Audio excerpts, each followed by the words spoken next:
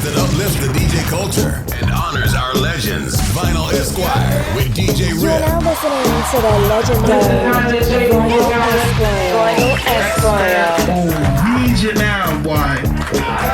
My man Diamond J. We gonna do something like this. Vinyl Esquire. Vinyl Esquire. Culture, truth, music.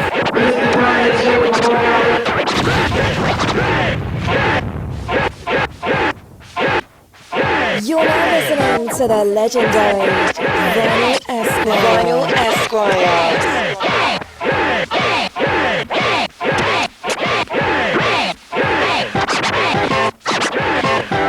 Vinyl Esquire.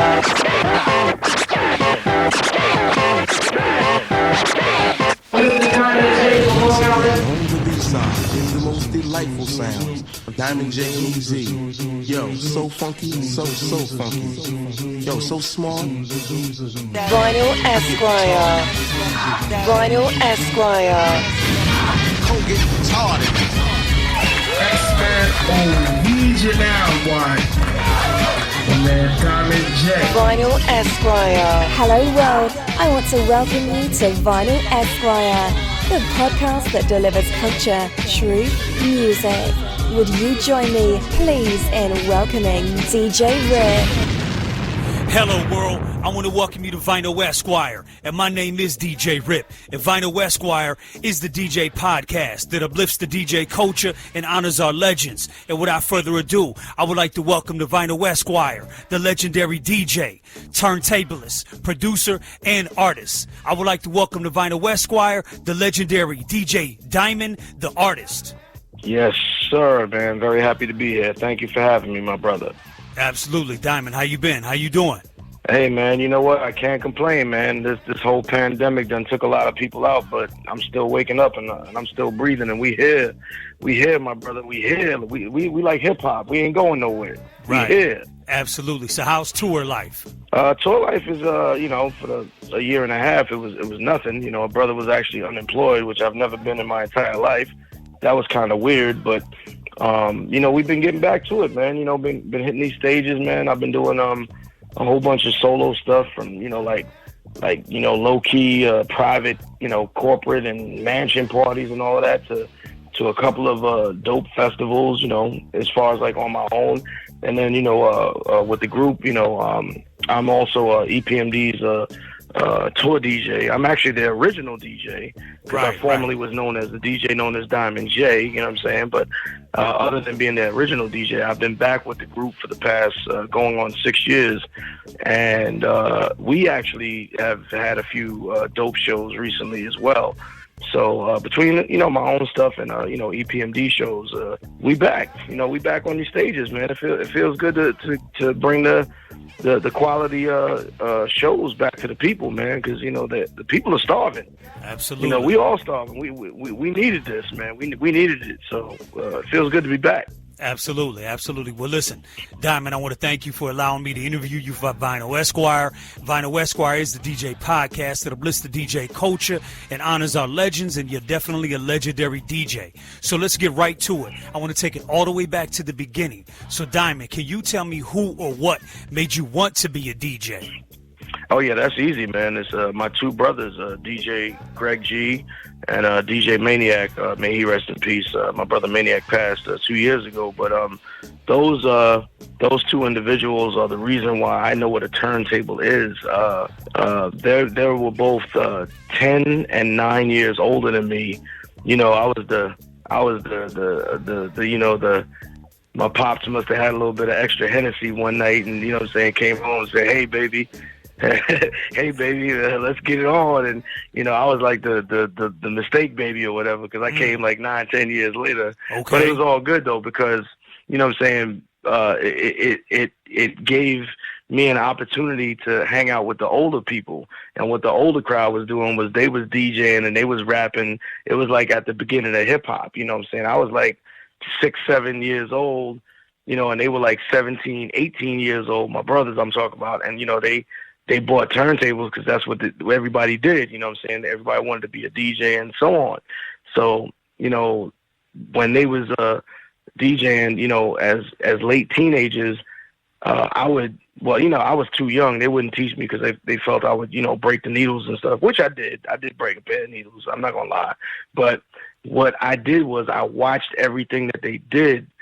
And when they left the house to go to school and go to work or whatever they was doing, I knew how to turn on the whole system. So I would get some empty milk crates because I was too short to, reach the turntables. And I would, put them under me and I would stand on top of it. I turned the whole set on and I would emulate what they were doing.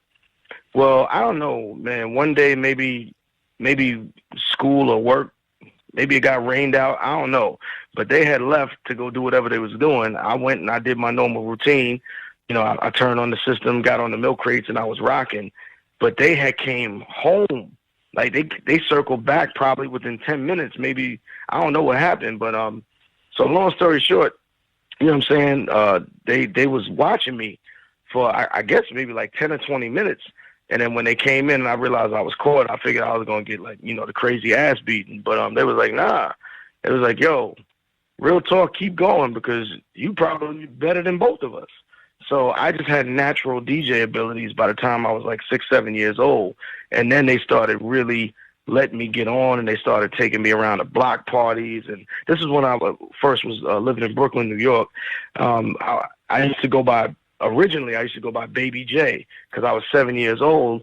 And I was like the phenomenon that they was taking to all of these block parties, and I was killing them on the set, cutting up records like Good Times and Bounce Rock Skate and all of that stuff. So, yeah, it was definitely my two brothers that gave me my first influence on being a DJ when I lived in Brooklyn before I moved to Brentwood, Long Island. But then when I moved to Brentwood, Long Island, that's when, God works in incredible ways. That's when I happened to move on to the same street as, well, my big brother's no longer with us, but the incredible, magical, diabolical Biz Markie. And Biz Markie is the one who really trained me and taught me everything hip-hop, which allowed me to have a career today. And I'm sure, we'll get into that a little bit later on in an interview. Right, absolutely. Yep. Absolutely. So you're originally from Brooklyn, and you're saying that your brothers were your original influence on you wanting to be a DJ. So what year would you say that you actually started DJing? Man, I probably would say like 79. Okay. So what year did you what year did you move to Long Island? Oh man, that's a good question. Well, yeah, I want to say 81. Got you. Okay. Yeah, I think like 81 because that was when I met Biz. It was 81. Yep. Okay, so you being from Brooklyn, moving to Brentwood, Long Island, 81. You're right there. I mean, hip hop is fresh, right? So we're talking early 80s. Talk to me about that the Long Island scene. I mean, we're talking about Biz Markie, rest in peace, right? But talk to me about the whole, because everyone knows, Public Enemy is from Long Island, De La Soul, leaders of the new school, Spectrum City, et cetera, et cetera. Right.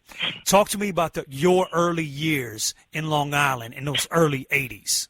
Okay, well, yeah, and that's great because that segues right into why Biz is so important to my entire life and my career because I was originally in Bushwick, Brooklyn, the concrete jungle. That was the inner city. That's where hip hop was really, expounding, from the Bronx outward. You know what I'm saying? We always, they say it was created in the Bronx. We all was doing it. But, I guess the Bronx got the recognition first. So I'm not going to argue with nobody because, we always doing it, but they brought it to the light. But when I moved to, Long Island, honestly, Rip, I thought it was over. Real talk. I thought it was done because there was, I came out here, there was grass, there was a lot of birds, there was ducks that lived next door. Roosters would wake us up in the morning. I think I met Bambi. There was deers running around. It was, what I'm saying? I thought hip hop was over. I thought it was done. I get it. But again, how God works, I move up the street on the same block from the most hip hop person I've ever met in my life, and that was Biz. And I didn't know, because I was friends with his little brother, Diamond Shell, who had records out as well. And, because Biz had brought us in when he got his co-chilling deal later on in life.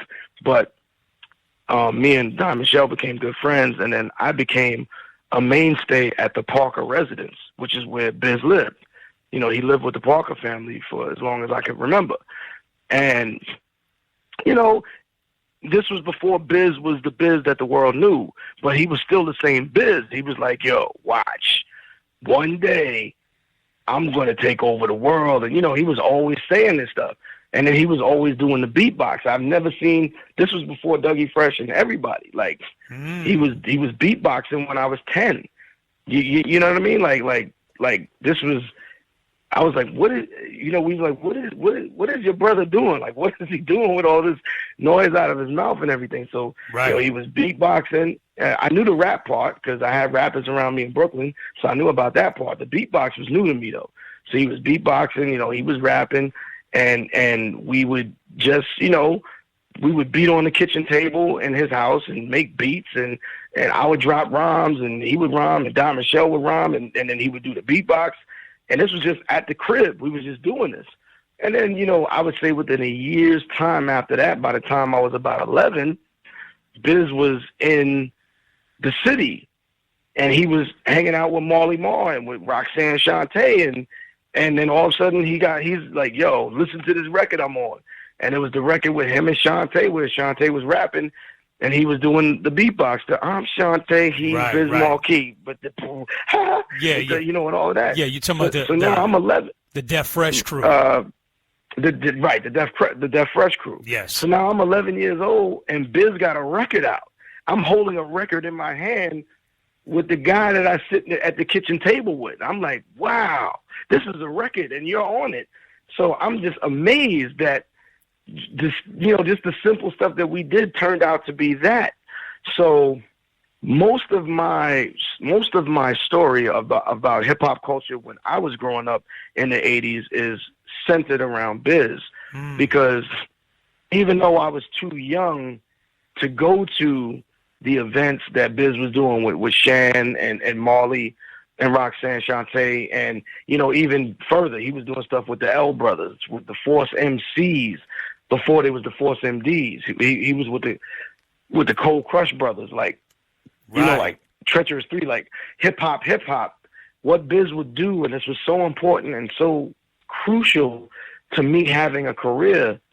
Biz would bring the cassette tapes back. He would bring them back to Noble Street, and he would make sure that I heard those tapes. And he actually singled me out. He made sure before anybody else. He made sure I heard the tapes because he knew I DJ'd. And he liked the fact that I was so into learning everything about hip hop. Like I used to b-boy, I was a break dancer, you know what I'm saying? I rhyme, you know that. I produce, I scratch, you know what I'm saying? I even did graffiti. I suck. I can't tag. That's the one part of hip hop I couldn't get right. But everything else I'm pretty dope at, you know what I'm saying? Okay. So I was just I was a hip hop sponge, you know what I'm saying? Like all I wanted to do was be hip hop. That was it. So, but by Biz bringing back those tapes, it made me feel like I was right there. Even though I was too young, I still felt like I was right there. Like, yo, Rip, man, real talk. I heard Treat 'Em Like a Prostitute. I heard Lottie Dottie. I heard these things when they were demo tapes. Biz had the demos of these records 2.5 years before they became records and was on the radio. Wow. So I was living it by, it was like I was blind. I just closed my eyes and I could envision it, but with the tapes going, I felt like I was in it. So, that's why I always, in any interview, I always credit Biz for really showing me what the next level of it is. My brothers, they introduced me as always, and they always get that credit. But Biz gets the credit for putting the battery in my back, for showing me that, yo, you're very great and talented at what you do, and you can take it to the level that I'm at, and maybe even beyond. So he believed in me, you know what I'm saying? So that was really my upcoming early 80s experience, because I was so young, I couldn't physically be there, but through Biz and his graciousness of wanting to keep me connected, and paying it forward, I was there. You feel me, brother? Right. I was there. Absolutely. And it sounded like an amazing time. So do you remember, Yeah. You might have been too young maybe, but do you remember Spectrum City or, Hank Shockley and Keith Shockley and what they were doing on the radio out there? Absolutely. Because I was able to tune in, to that stuff, because that was the local Long Island stuff. And, shout out to Keith Shockley. He's became a big brother of mine. It's amazing that all of these hip hop legends even know my name and they know who I am. I feel so blessed that they even take me under the wing and call me their little bro, because these were all the people that I was listening to on the radio, WBAI and all of those famous stations. This is all the people that I was, I grew up on. And now, I'm able to sit at the table with them. I'm just very thankful for that. Right. But yeah, man, Keith and Hank, and I'm saying, that was before Public Enemy came out. Right. With Yo Bum Rush the Show and all of that stuff. So, a lot of people, and I'm gonna shift gears real quick, but I'm gonna stay back on track. But they have the Universal Hip Hop Museum, which is being built in the Bronx. Right. And actually right now at this very moment, we're doing shows in the 5 boroughs of New York City with Mayor de Blasio and the Universal Hip Hop Museum. Epmd is on 2 of those shows, which is amazing. I don't think any other group is on 2 of them, but we got requested for 2 shows. So we're on 2 of the shows in both the boroughs. But the one thing that I have a gripe about is that Long Island never gets mentioned with these type of things. Mm-hmm. And Long Island, literally, when we came out, we shifted the paradigm of hip-hop. I mean, Long Island, you got K-Solo, you got Keith Murray, you got another one of my childhood friends, may he rest in peace, Craig Mack, you got JVC Force, you got one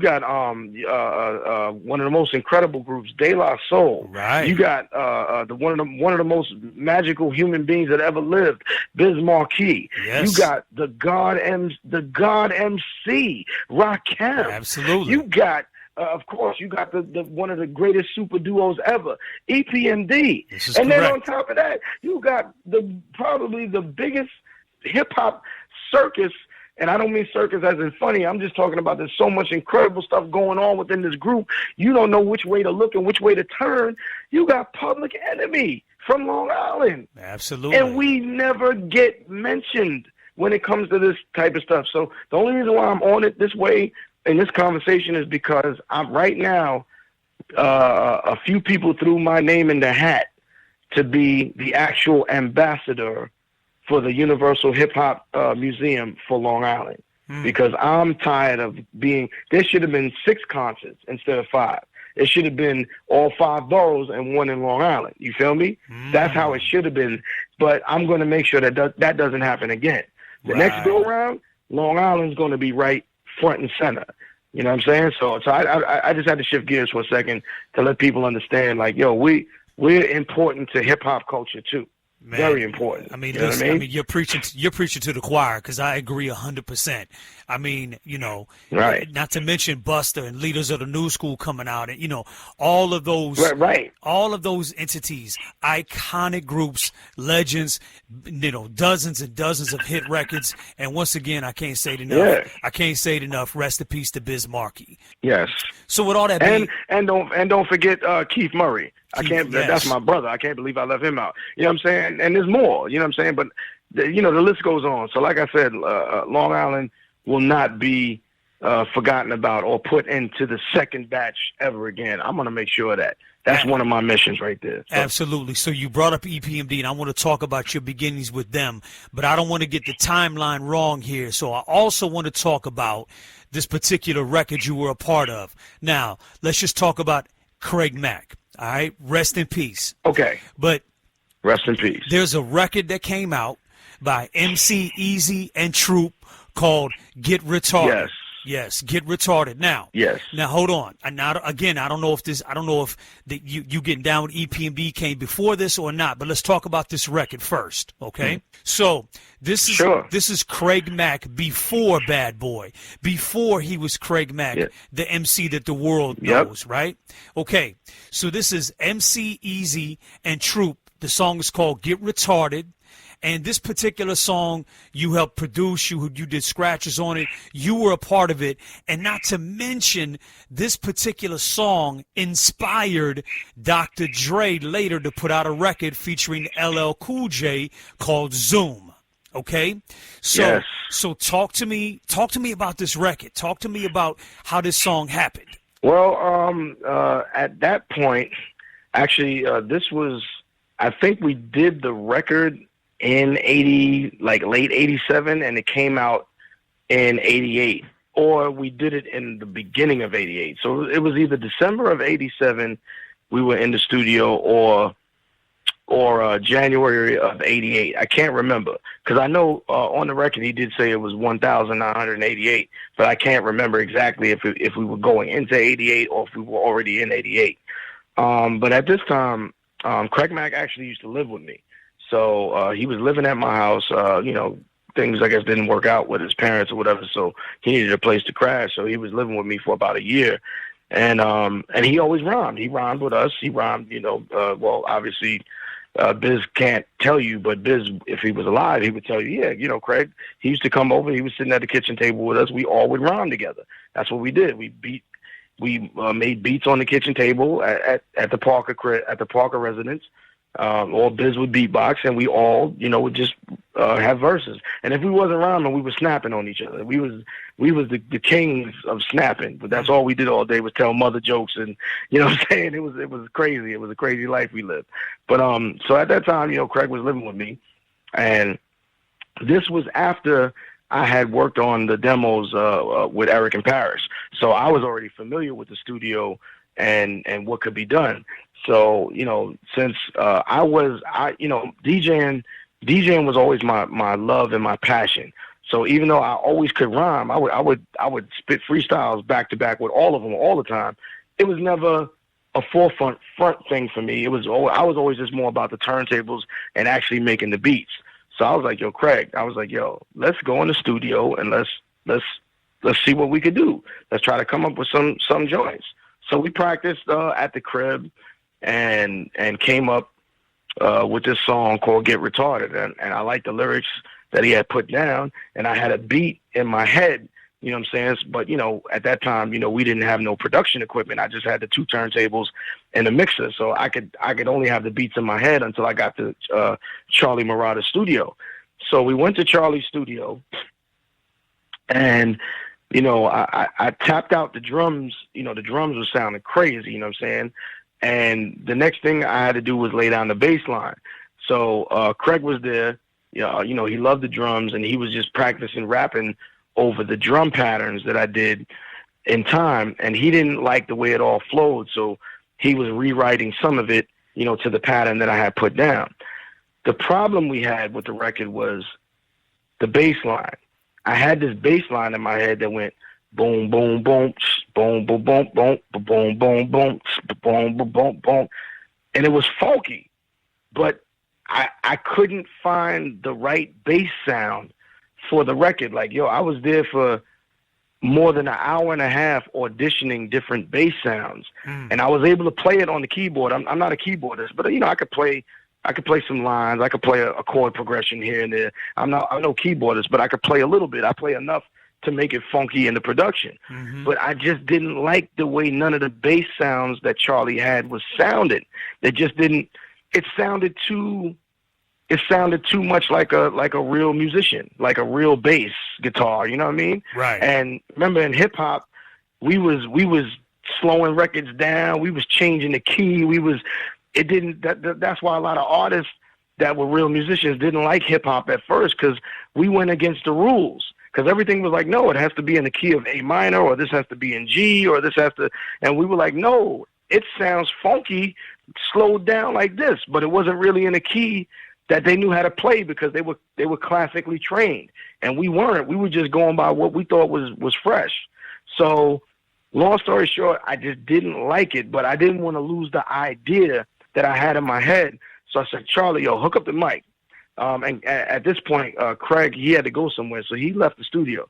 So I said, Charlie, just hook up the mic real quick. I want to do something.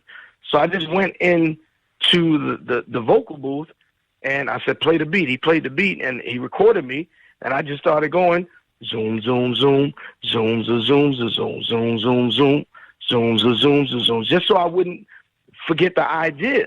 So I probably did it maybe for like 30 seconds. You know what I'm saying? So at least it was recorded, and when we came back to the studio, I would have remembered it. While I was in there recording it, Charlie was doing his engineer magic, and I guess he put a reverb on it, and he bassed it up a little bit. And when I came out the booth, he said, Diamond, he said, yo, listen to this. He pressed play. Yo, it sounded so crazy. I was like, yo, that's me? He was like, yo, you might want to use this for the bass. I was like, yo. Nice. It was like, zoom, zoom, zoom, zoom, zoom. Yo, it sounded crazy. Yo, it sounded so crazy. I called Craig from the studio. He wasn't back home that year. We didn't have cell phones then, but I left a message on the answer machine. I said, yo, Craig, listen to this. And I played it, the zoom, zoom, zoom. Yo, when I got home, he said, yo, Diamond, what the can I curse on this? I don't know. Yeah, I don't wanna, absolutely. Go ahead. I don't want to. Yeah, go ahead. Okay, so he said, yo, what the fuck was that? It was crazy, yo. And long story short, man, that's how the Get Retarded record came about, man. It was just me not being able to find a bass sound that I like, and it ended up being my voice doing the bass line on the record. And then to fatten it up a little bit, I brought in my boy Kevin Woods, and I taught him exactly what to do. I said, just follow what I'm doing, do the same thing as me, because he had like a deeper voice than mine. Mine's a little more raspy, but he was a little more, Merry Christmas from the Temptations. He had one of them voices. So I had him do the zoom, zoom, zoom, like right with me. And then Charlie like separated it, did like a stereo thing on it, and it became like a cult classic hip hop, underground joint that everybody loves. Right. And there you have it. And what's I mean, that's an incredible story. Not to mention, this is Craig Mack before he became Craig Mack. You know what I mean? And this is this. I just want to tell you, this is the song that got him the deal on Sleeping Bag Records. It was that particular song, because we did 4 or 5 songs, but it was just Rhyming, which is the song that I DJ'd the whole song. That was just a DJ record. I was literally cutting up that Feeling James beat, and I was scratching if it get introduced into what world's greatest, and you know what I'm saying? It was just a straight DJ Park record. That was the A side. Correct. Sleeping Bag Records wanted to go with that as the A side. So Get Retarded was on the B side, and that's why Craig went back in the studio and said, once again, on the B side is the most delightful sounds of Diamond J and Easy.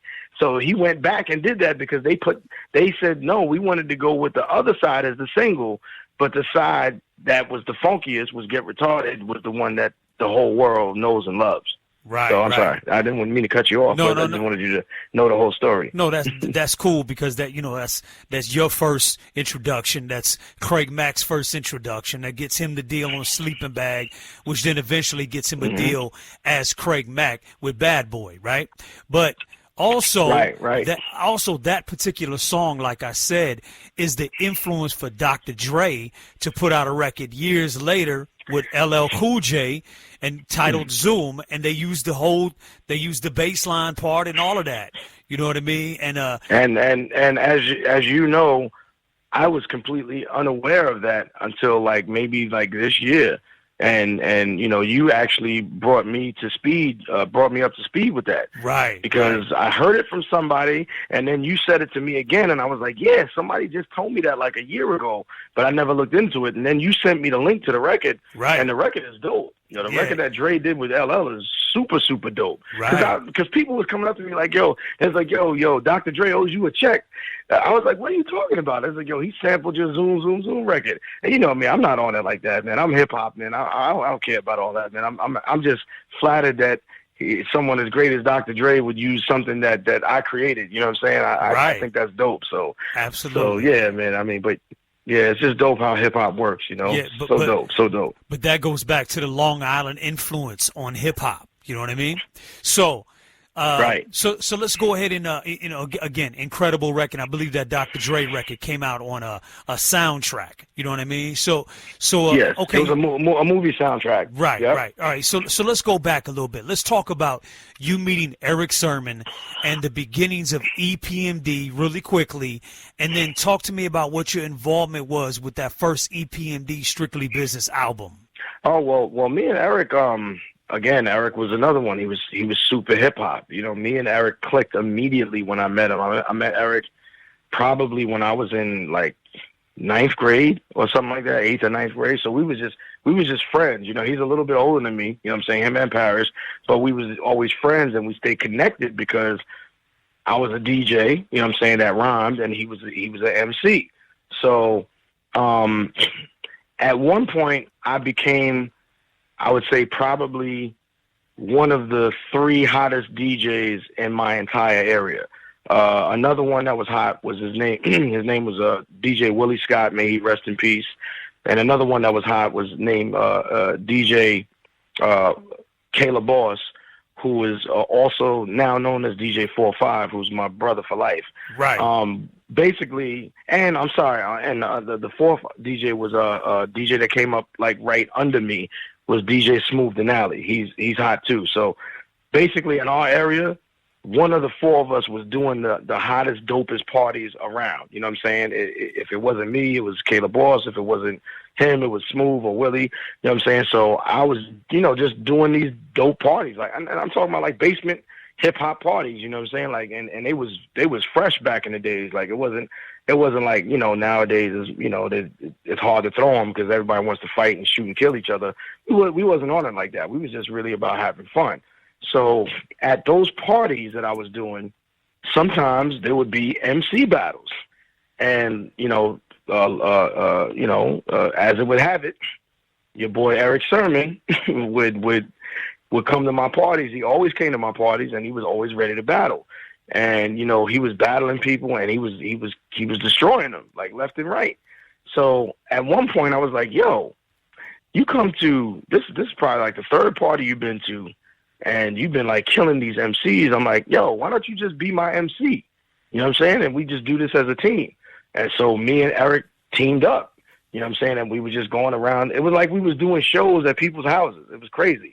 Like now that I think, like from where we came to where we're at now, it's mind-boggling. But literally, we were doing shows at house parties.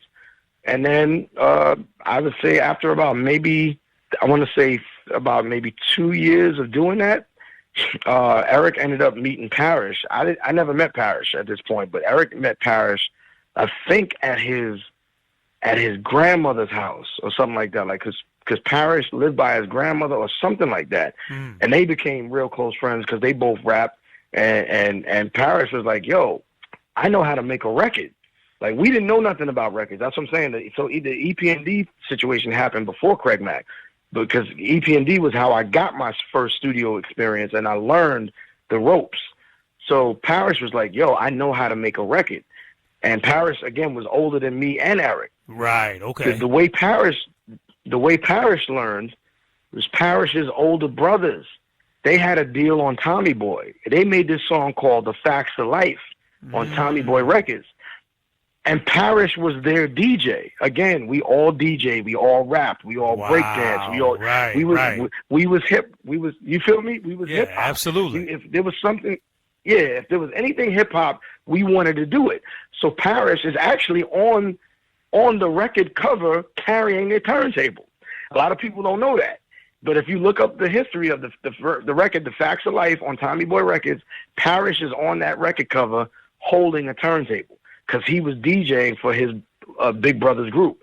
So back to EPMD, he was like, "Yo, E, I know how to make a record. I know how to do it." I was there for it.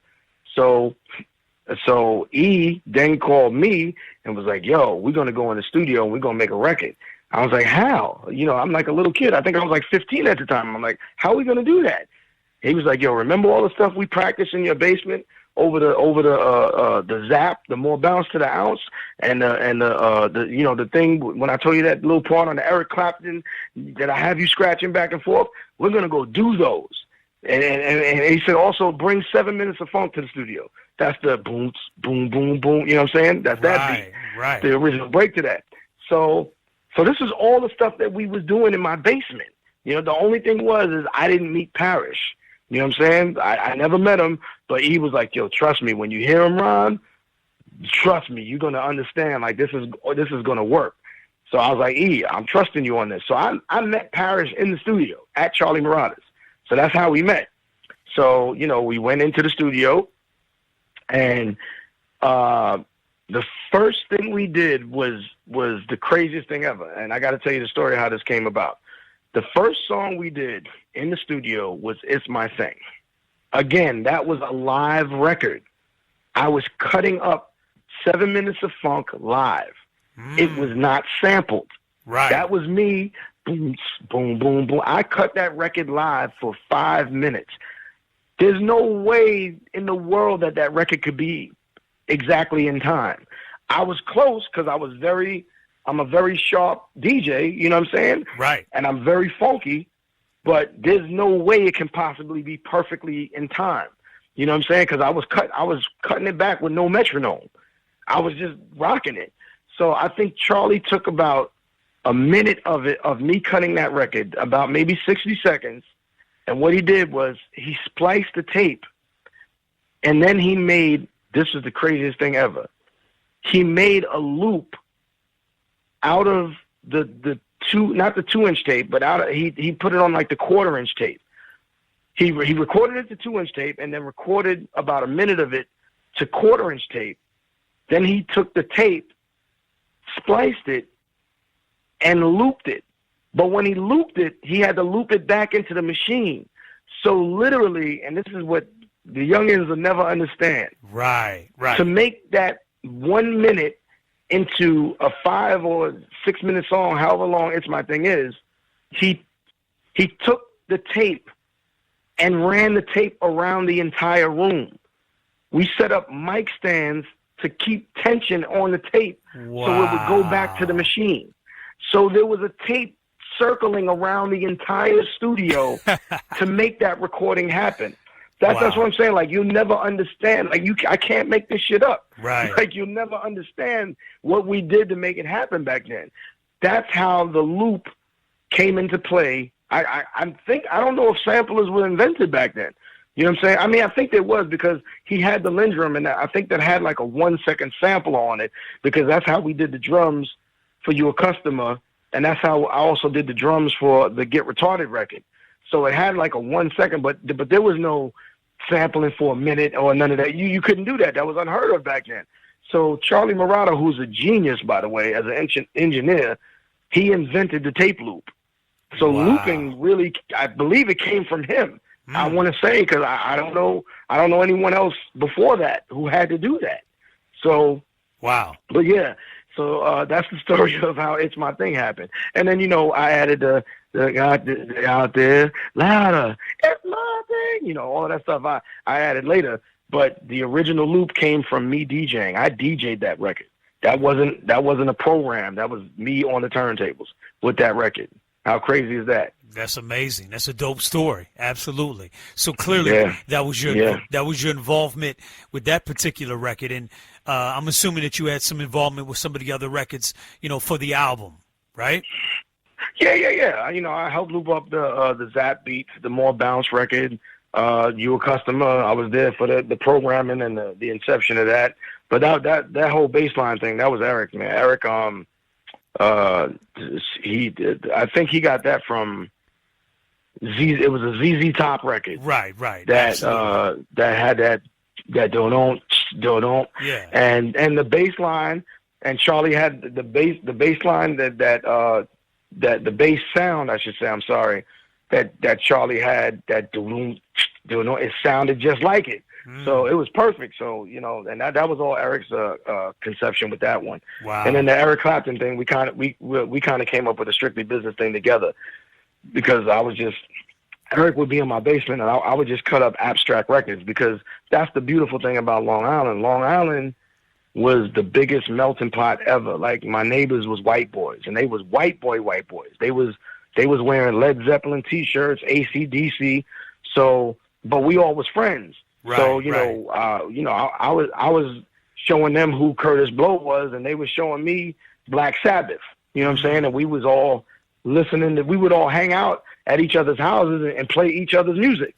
You know what I'm saying? So we exposed each other to it. So I had mad rock records that had dope little break beats on them, and I would cut up the little break parts, and that's why De La Soul sounds the way they sound. You feel me? Right, absolutely. Like, nobody sounded like De La Soul, but that's Long Island, because they was around in their backyard parties.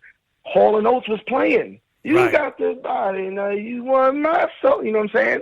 Yep. But that wasn't a go in the city. In the city, it was the Gap Band. It was the Earth, Wind and Fire. But we didn't get I didn't get the white boy experience until I came to Long Island, and that's why even Public Enemy. That's why their music is very rock-esh, because it's that Long Island experience. It's the hip hop. It's the art of noise mixed with a rock influence. Right. That's Public Enemy. Right. Long Island, you would say, was diverse, obviously. Yes, Long Island was one of the biggest melting pots ever, and I'm very happy for that, because it helped my career. You know, working with Prince and everybody else. I'm sure we'll get into that stuff.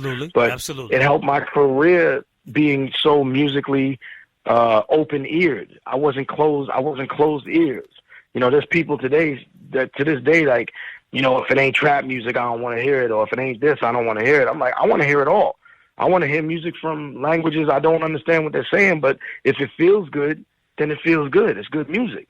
I want to hear it all. So okay. So that was us in Long Island, you know, and that's Absolutely. how EPMD started. And then Parrish knew the business. So while me and Eric was in the Charlie studio, up front and center at the board creating, Parrish was on the phone. And I didn't know what he was on the phone doing, but he was on the phone trying to connect the dots to get to the next level, to get that deal. You know what I'm saying? So it all worked. Everyone had a role. Absolutely. You know what I'm saying? And it all worked. And then EPMD became EPMD, the biggest thing ever. Right. So, absolutely incredible. So you ultimately stopped you ultimately stopped working with EPMD early in their career. So now rumor has it, and I want you to clarify. Rumor has it that you left the group to work with Prince. Now, why don't you elaborate? No. Okay, so elaborate a little bit on why you ended up leaving the group and how you ended up getting to work with Prince. Okay, well, I just honestly, I left it. Well, I didn't leave the group. The group left me. No, I'm just joking. But I left the group. I left the group because of what I told you before. Eric and Parrish are older than me. I was just too young. Like, I was able to do, when the records came out, I was able to do the first bunch of shows with them. Like, I did the very first EPMD show ever, which was at the Stardust Ballroom up in the Bronx, and we got booked by DJ Chuck Chillout for Chuck Chillout's birthday. So we always pay homage to Chuck, because Chuck believed in us. This is before anybody else believed in us. And we was on the bill with Biz Markie and Kane, and they already had records out, and LL and and Public Enemy, they already had records out and everything. So Chuck believed in us. So I was able to do that show. I did Union Square with EPMD. I did the Red Parrot.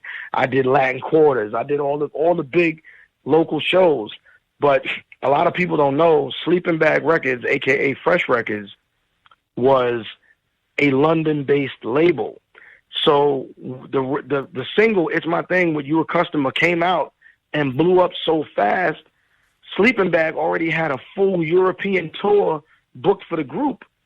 But with me being not of age, I wasn't 18 yet, I wasn't able to go without a chaperone.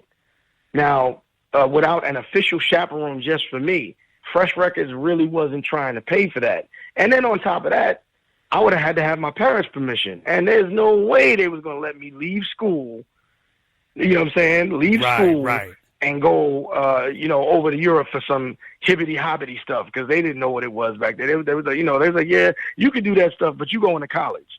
You know what I'm saying? They was like, we got you turntables and all that to keep you occupied as a hobby, but you're going to college. So they wasn't trying to hear none of that. So, I wasn't able to do that. So what we did was, I don't know if it was my suggestion or maybe Eric's, it was one of ours. We ended up calling my big bro, DJ Caleb Boss.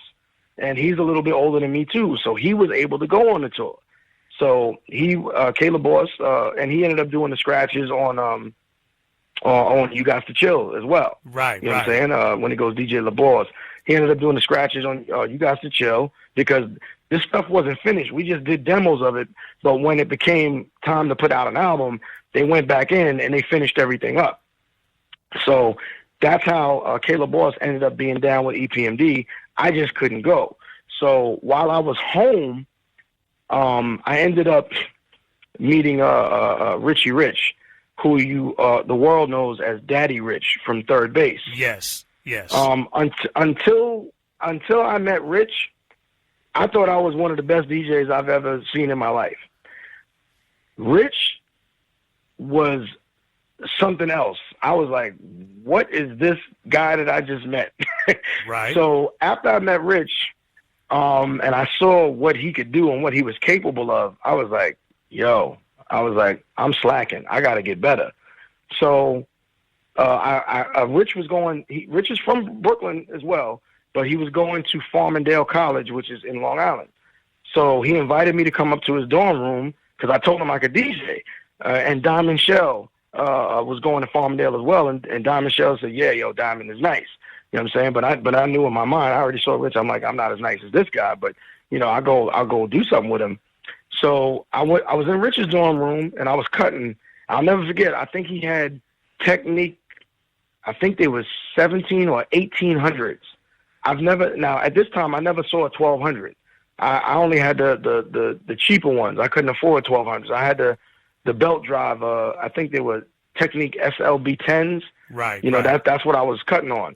So, but his turntables looked just like a 1200. The only thing that was different was the pitch control. The pitch was like a little rotary thing. Right. Instead of the slide. But other than that, it was the same thing as a 1200. Right. So after I was up there cutting up, I don't know, probably cutting up Good Times or one of them records or whatever, he stopped me. He said, you're nasty, but you're doing a lot of stuff wrong. Let me show you the right way to do stuff. So what Rich did was he showed me, he was like a tennis coach. He showed me the right hand, like my hand positioning it worked, but it wasn't as effective as doing it a certain way as he showed me. So he's like, if you move your hand position to, right now you're at 4 o'clock. If you move it to 9 o'clock, watch how much faster you'll be. And literally I would go to his dorm room 2 or 3 times a week, and I would be up all night practicing. He would be sleeping because he had class in the morning, but I would be up all night practicing in the headphones. He'd wake up in the morning. He'd be like, you was rocking all night? He was like, you serious about this? So Richie Rich ended up being, at that time, if they called me the Jordan of DJing, Richie was definitely my Phil Jackson, because he saw something in me and believed in me. And he was like, you have abilities where you could be better than me. And I didn't see that at the time, because he was the greatest thing ever. He still is. He's one of the nastiest DJs that ever lives, and he's underrated. He doesn't get talked about enough. He's so dope. Right. Absolutely. But with the training that Rich gave me, he entered me in a DJ battle. I never wanted to be a battle DJ. I was like my brother. I was like a Mel Star. I was like a dope party DJ that if I had to, I could scratch my ass off. But I never wanted to battle nobody. It wasn't my thing. You know what I'm saying? I wasn't a battle DJ. Right, okay. Rich entered me in a battle. He entered me in a battle and made me go do this battle. It was called the Rap Attack battle in Atlantic City. It was a convention that mirrored the New Music Seminar convention. It was the same thing. Same people was there. Same top level DJs was there. You know, Plastic Man was there. You know, Miz had entered one, and like, you know, all the dope DJs that was winning, you know, the New Music Seminar and whatever other battles there was, they was there. Right, right. So Rich entered me into this battle. I'm up here thinking, yeah, okay, I'm gonna get killed. I'm gonna get smoked on the first round. I've never been in a battle before. I've never even seen a battle. I've heard of them, but I never saw one. And back then there was no YouTube. You couldn't go on YouTube and see what someone did. You just heard about it. You know, like, yo, this dude flipped in the air and did 2 backflips and then pulled the record out of his butt. And you know what I'm saying? You just hear these stories, right, but you didn't see it. So I'm in the battle. I didn't think I'd get past the first round, and I got all the way to the finals. And it was 16 DJs, and it was just head-to-head battles of, you know, a minute, 90-second rounds. And literally, I made it past round after round after round. And then by the time I got to the finals, I was like, well, I made it this far, I might as well win. And I won. Okay. So thanks to Rich believing in me, I won my first DJ battle. And then after that, I won 5 more battles in a row. Wow. And I came back the next year and did something that no DJ did at that time. I defended my title successfully and won again. So I owe all of that to Richie Rich. Excuse me, a.k.a. Daddy Rich. Right. Because he believed in me. He saw something in me I didn't see. So while Epmd was touring and overseas, I became a battle DJ, and I was in the battle circuit. So I had to tell that story because that segues to how I got down with Prince. At that time, Prince had just happened to be looking for a DJ. He wanted to add a hip-hop element to his band. At that time, I was the hot guy. I came up off of 5 wins. You know, that was like unheard of.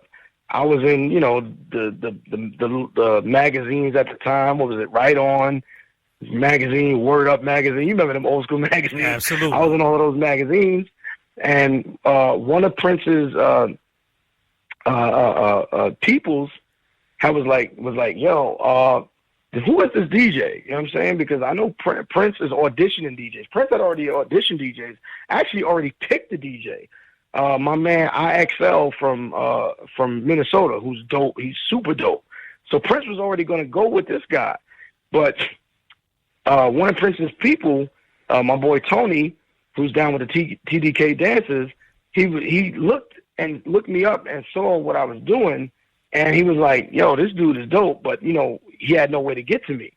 But Tony knew DJ Master T, and Master T used to DJ for MC Light. They were friends.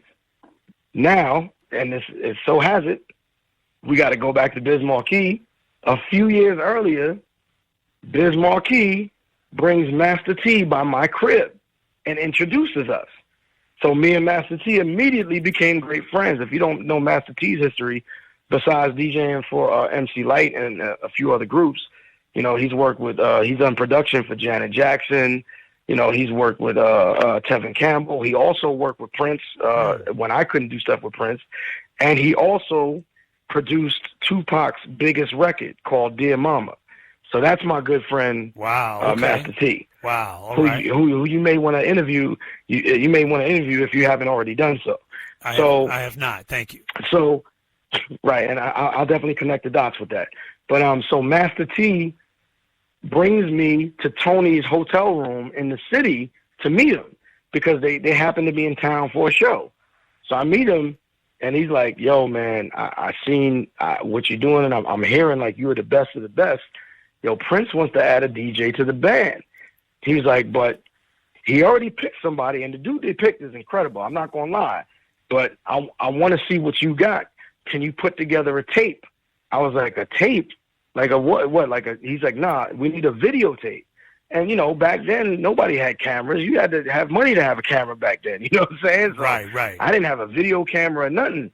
And he was like, and I think this was at 8:00 at night. And he's like, I leave my hotel at 6 a.m. because I got to catch an 8 o'clock flight. So I had from 8 o'clock at night to make it all the way back to Long Island, which was an hour and a half from the city where he was, find someone with a camera that would let me use the camera to make a tape, to make it back to him by 6 o'clock in the morning to put a tape in his hand. Now, you know I did it, right? I don't know how I pulled it off, but I did it. Right. So I was so tired by the time I got the camera and I made the tape. This is the funniest thing in the world. I think I recorded the tape about 3:30 in the morning. I'm dead tired. I'm working on no sleep. I was so tired when I recorded the tape, I didn't realize that I had my bathrobe on while I was DJing. I was just tired. So I recorded the whole joint in my bathrobe. I didn't even look at it. I just stopped it. I rewound it. I went, because, you know, back then the camera could hook into the back of the VCR. So I was able to record onto a VCR tape. I rewound it. I literally got a cab to the train station, got on the train, got to my man's hotel room. I got there at 5:48. He met me in the lobby at 6 o'clock when his car came down. He's like, yo, I'm glad you was able to do it. As soon as I get back to Paisley Park, I'm showing this to Prince, and we'll let you know. I was like, yo, thanks for the opportunity, man. And I went back home, and I went to sleep. So literally, I got a call 2 days later from, I think it was Jill, or was it Gilbert? No, was it Gilbert? No, it was Jill Willis that called me. Gilbert and Jill managed Prince at the time. It was Jill Willis that called me and said, hey, how you doing? This is Jill from she said PRN Productions. I didn't know what a PRN Productions was. At the time, people, you know, the Jerky Boys was out. Hey, how you doing there, guy? You know what I'm saying? So I thought it could have been a crank call. Right. So I said PRN Productions? Oh, okay, no doubt. Hold on for 1 second. Let me put you on the phone with my manager. I put my boy on the phone. I just said, take the phone, man. It's probably something stupid. Just take the phone. I put my boy on the phone. Like, he didn't know nothing. And she was like, hey, you know, this is Jill, you know, from PRN Productions. And we want to know, when can we fly? It's Diamond, right? When can we fly Diamond out to do a rehearsal with the band? Because Prince wants him to blah, blah, blah. And my boy said, you know, he's laughing. He's on the phone. He's like, yo, somebody wants to fly you to Minnesota to do blah, blah, blah. I didn't know Prince lived in Minnesota. All I knew was Minneapolis. I didn't know that was the same place. Wow. I said, yeah. Tell him I need 2 first-class tickets and blah. You know, I'm just, you know what I'm saying? I'm thinking it's one of my boys is, you know, making a crank call. Right. I said, yeah, tell him I need 2 first-class tickets and, you know, blah, blah, blah, blah, blah, blah, blah, and give him the address. So, you know, he went along with the fun. You know, he gave him the address and everything. Rip, when I tell you FedEx came the next day, I had 2 first-class tickets. Wow. To Minnesota. Wow. My heart almost fell through the floor, bro. At this time I was like maybe 18 going on 19. My heart fell through the floor. Right, because this is the late 80s, right? The late 80s? Yeah. No, it's the early 90s. Early 90s. Okay, gotcha. Like it was. Yep. It was like 91 going on 92, like around there. Okay, cool. But my heart like fell through the floor, bro. Like literally. So like I couldn't believe it. Like I almost blew the biggest opportunity ever because I thought it was a joke. You know what I'm saying? There was no caller ID back then. There was no caller ID, so we didn't know. So literally, you know, I got on a plane 4 days later, and I went to Paisley Park, and then the rest was history. You know, I did 1 rehearsal with Prince. Prince loved me. He said, "Pack your shit."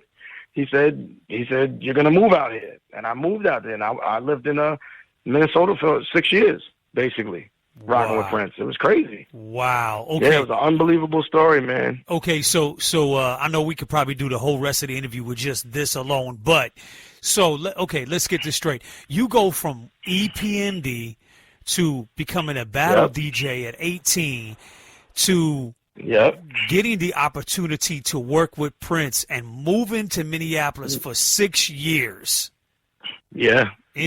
Incredible. So just give me one quick snapshot on how was it like working with Prince for those 6 years? Okay. It was the greatest learning experience of my life. You know what I'm saying? And it just opened my eyes to a whole nother world. I mean, Prince, I never knew what work was until I saw Prince. Because when I was with Biz, it wasn't work. It was fun. It was a lot of work, but we was just kids having fun. Right. When I met Prince, I saw what work looked like. It was still fun, but I've never met a human. He wasn't human. You know, I call people like him, people like Diddy, people like Beyonce, they're aliens. They're not human because the hours that they put in aren't even clockable. A clock can't keep up with them. Like Prince never slept.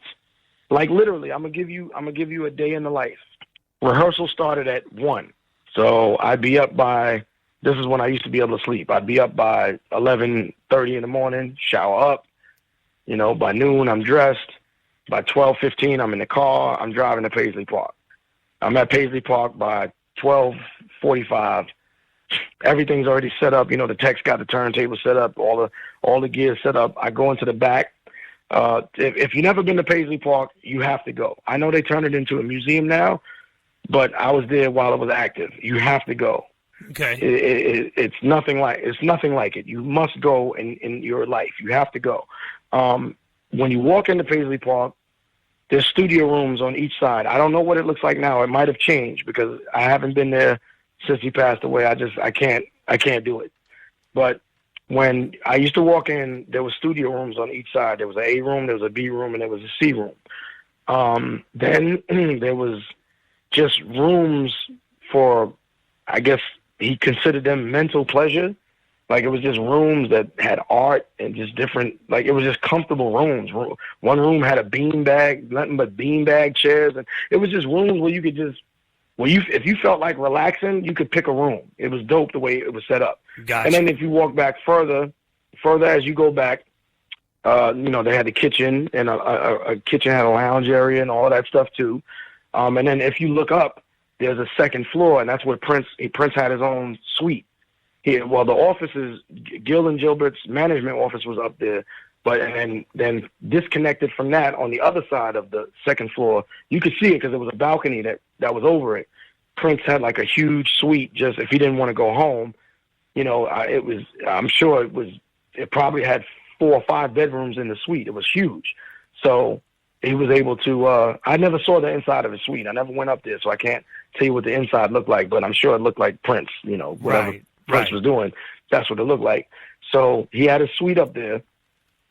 And when you walk under the balcony, like straight back, and you make a right, now the building is already huge, but you walk all the way to the back, make a right, literally, there's an airplane hangar back there where you could park the president's plane. You can park Air Force One in the back of Paisley Park. Wow. That's how big it was. Okay. The reason why he built the facility so big was so we could rehearse. But not just rehearse.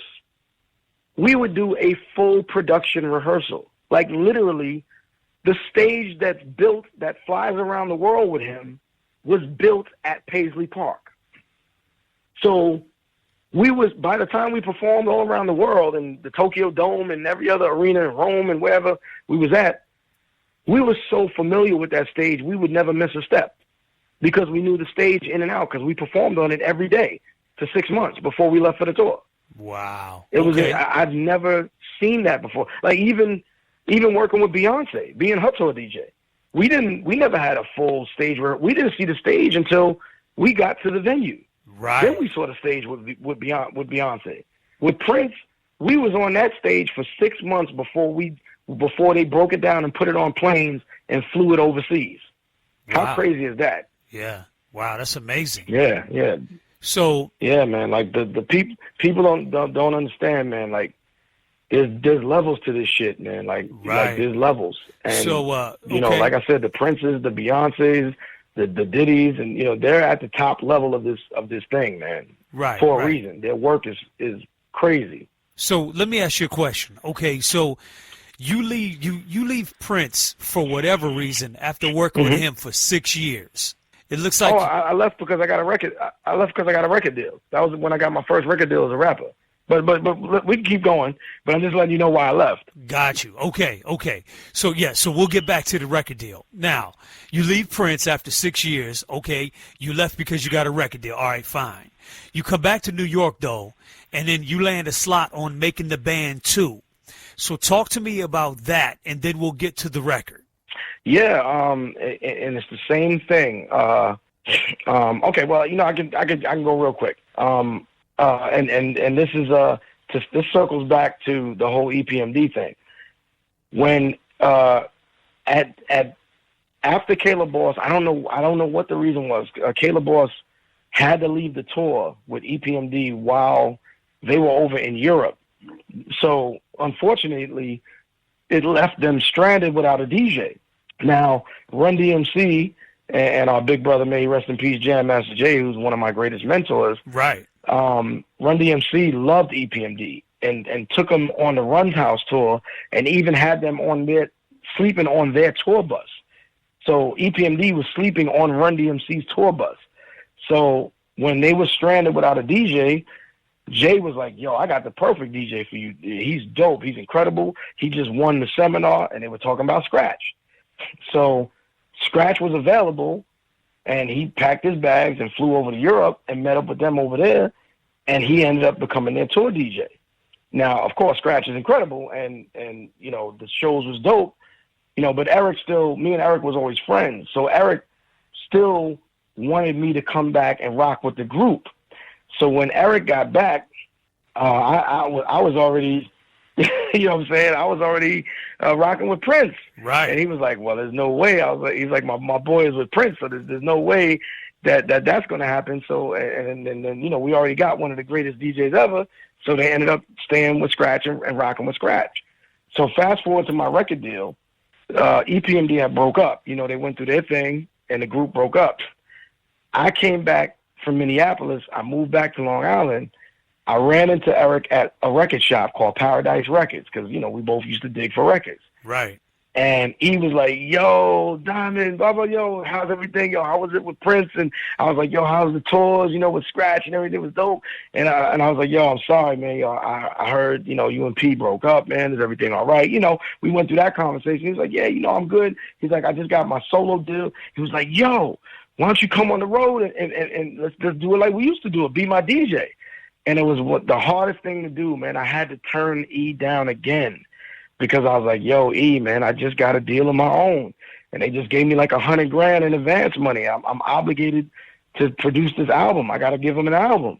I can't go on the road with you and produce an album at the same time. So I had to turn E down, which was good, though, because it gave my boy DJ Ev an opportunity to go on the road with Eric and do their thing. Yeah. So, boom. So that was that. I had the deal, and if anyone knows how record labels are, they'll tell you anything in the world. They'll yes you to death to get you to sign the deal, and then after that, they start doing things that don't coincide with what they were saying. They don't start living up to their promises and obligations. The deal went south. I said, all right, you know what? I'm not with this no more. And they're like, well, you're under contract. I'm like, yeah, you're right. I'm under contract as a rapper, but not as a DJ. So I went back to DJing and made money, and I just waited out the contract. So while I'm waiting out the contract, it was like a 6-year contract. One of the things that came up was Puff's MTV Making the Band. So I did what I normally do. There was 3,000 people out there online, trying to be the next discovered rapper, singer, and DJ, or whatever. I waited online like everybody else. And, there was one thing I could tell you, Rip, I've never had a favor. I've never had a favor in my life. There's no one that's ever said, yo, that's my man, yo, give him the gig. No. Every gig I've gotten, I've won because I've gotten it because I've beaten every other DJ. So I literally was the best person for the job. And I'm proud of that. You know what I'm saying? I'm proud of that. That's my track record. I got the job because I was the best person for the job. So yeah, fast forward, Making the Band. I'm waiting online like everybody else. And, I don't know how many DJs there was. Someone said there was about maybe 70 or 80 or 90. You know, they lost count. But, you know, I went in there. But this was different. This wasn't head-to-head. Everyone had their own time with the camera. You know what I'm saying? So it wasn't like a head-to-head battle. It was just me. It was just me, the camera, and there was 6 people on the panel. And Puff wasn't one of the 6. I guess that was his people that weeded out the whack people and then just got to the meat and potatoes of the good people. So I did my thing, and they said, okay, thank you very much. We'll call you if we like it. You know, a day later, you know, I got a call. They said, you have a call back. You got to be here at noon tomorrow. I was like, okay, great. Came back noon tomorrow, and then it was me and like 10 other DJs. Like that was the 10 that they picked out of the 90 or whoever. And they had me go last. So I'm thinking that they already picked me. You know what I'm saying? But they had me go last. But this time all the DJs could see each other. And okay, I want to say 4 of them was trash. And the other 5, 2 of them was nice, and 2 of them was and 3 of them was dope. Like they could win a DNC battle dope. Like dope. So I think what got me the win was because I think we're all basically equally skilled. Because, you know, like when you get to that DMC level, when you're competing at the levels I was, like the U.S. championships and all of that, everybody's dope. You got there because you beat everybody in your region. You know what I'm saying? Right, absolutely. So there is nobody whack at the top. You know what I'm saying? Anybody could beat anybody on any given day, depending on who has the best day and who comes up with the dopest thing for that particular battle. Right. So I think what got me the win was my personality when I DJ. Because the difference with me and a lot of other people, and again, it goes back to biz. I learned how to be an entertainer from watching and studying biz. So yes, I'm as equally skilled as pretty much any world champion DJ that's out there. I can do everything they can do. They can do everything I can do technically. But can your personality come across while you're doing it? And even the producers told me that. They were like, it was a hard decision between you and that guy right there, because you guys are all incredible. But they was like, we just like you. And that's exactly what they said to me. So I guess whatever I did resonates with people. You know what I'm saying? Like people tell me, like even Eric tells me all the time, he's like, you're the best. And I'm like, how can you say that? I'm like, Scratch is so dope. I was like, I love Scratch. He's incredible. He said, yes, Scratch is super incredible, but you're the best. I was like, I don't know. I didn't get what he was saying. Right. Like when he was saying that until other people started saying that to me over these past years while I was doing the shows. And I'm like, there's no difference. I'm like, we both cut incredible. We both do tricks incredible. We both, you know what I'm saying? But I think it's just the fact that when I get on stage and the rip, I'll be honest with you, between me, you, I guess the rest of the world, because they're going to hear it. When I get on the stage, I don't care. And Jazzy Jeff cares. Scratch cares. Because if you look at them, they're so meticulous and so sharp at what they do. And to me, that's what makes them so incredible. But me, I mess up constantly. I'm a complete fuck up. And I think that's what makes it so exciting with me. Okay. Like you don't know what's going to happen. Like when I'm on the set, you don't know what's going to happen. You know why? Because I don't know what's going to happen. I just go. I just press the button and I go.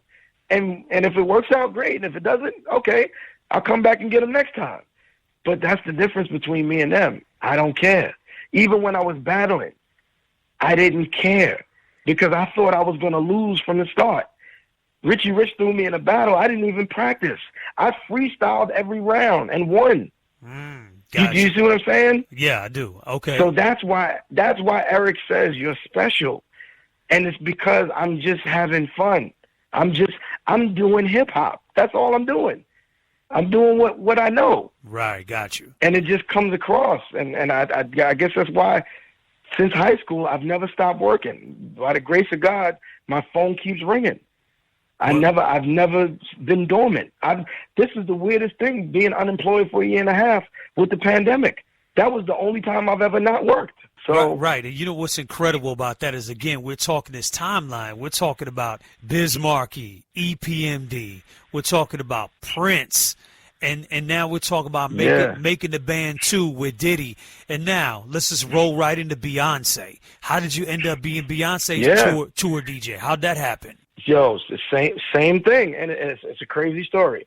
Okay, this time I did get a call, but it wasn't a favor call, but I got a heads-up call.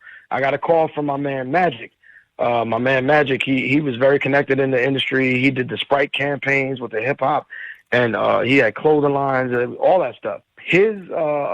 One of his boys named Kern, from Detroit, he was Beyonce's music director. He was the MD for the band when Beyonce went solo. And Kern told him, he said, "Yeah, man, Magic, you should come down, man, because we're gonna be auditioning DJs, in tomorrow. I think it was like tomorrow. I think it was tomorrow. I got the call the day before. He's like, we're gonna be auditioning DJs tomorrow to take on the road with us for the band." And he was like, "Hold up." He's like, "Yo, I know one of the greatest DJs. He's ill, man. My man Diamond. Yo, can you get him an audition?"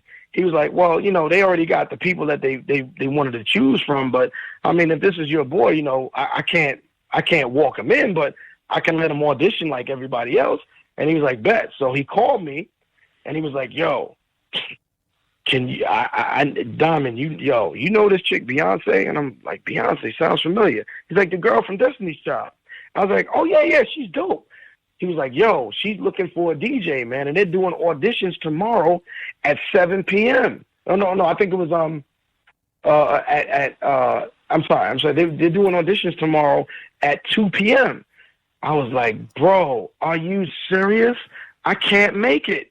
They was like, "Yo, tomorrow's the only day we're doing it." I'm like, "Yo, Magic, tomorrow I'm live on TRL, MTV with the band." Because I was already DJing for the band. Right, making the band. Like, we're on TRL.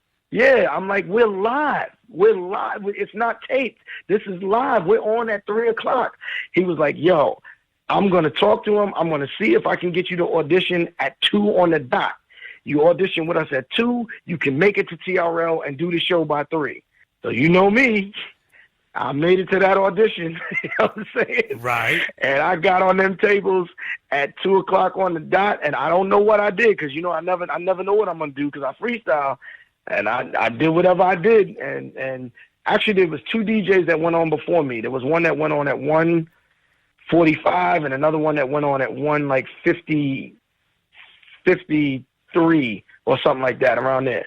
And one of the dudes was nasty. Both of them was nasty. There was this dude from Philly. I don't remember his name, but you know Philly DJs are incredible. And he was killing it.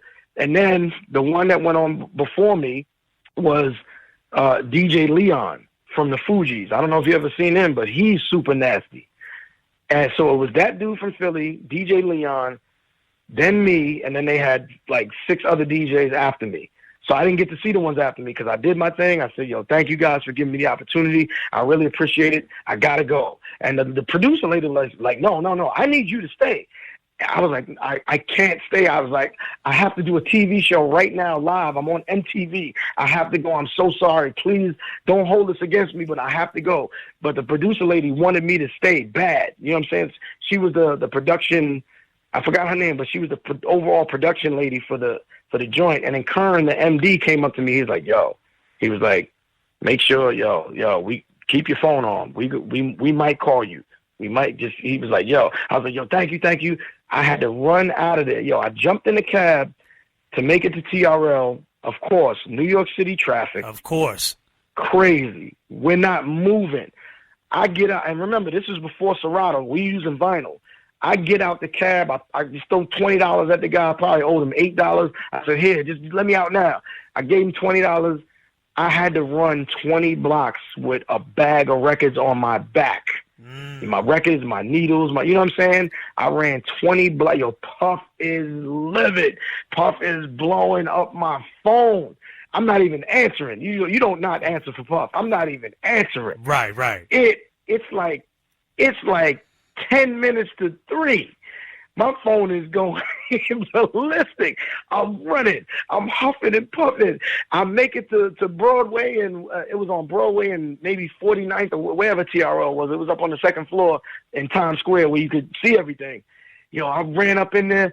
Allison, I don't know if you remember Allison. She was like our den mother with the band. Allison looks at me. She said, I can't believe you did this. I just said, I'm sorry. I ran straight into the TRL set. The turntables were set up. The whole place was like, oh, my God, thank God he's here. I said, I screwed in my needles. I put my felts on. I put my vinyls on. I licked them needles to make sure that the connection was good. Right. And I said, yo, I'm ready. I don't need a sound check. Let's go.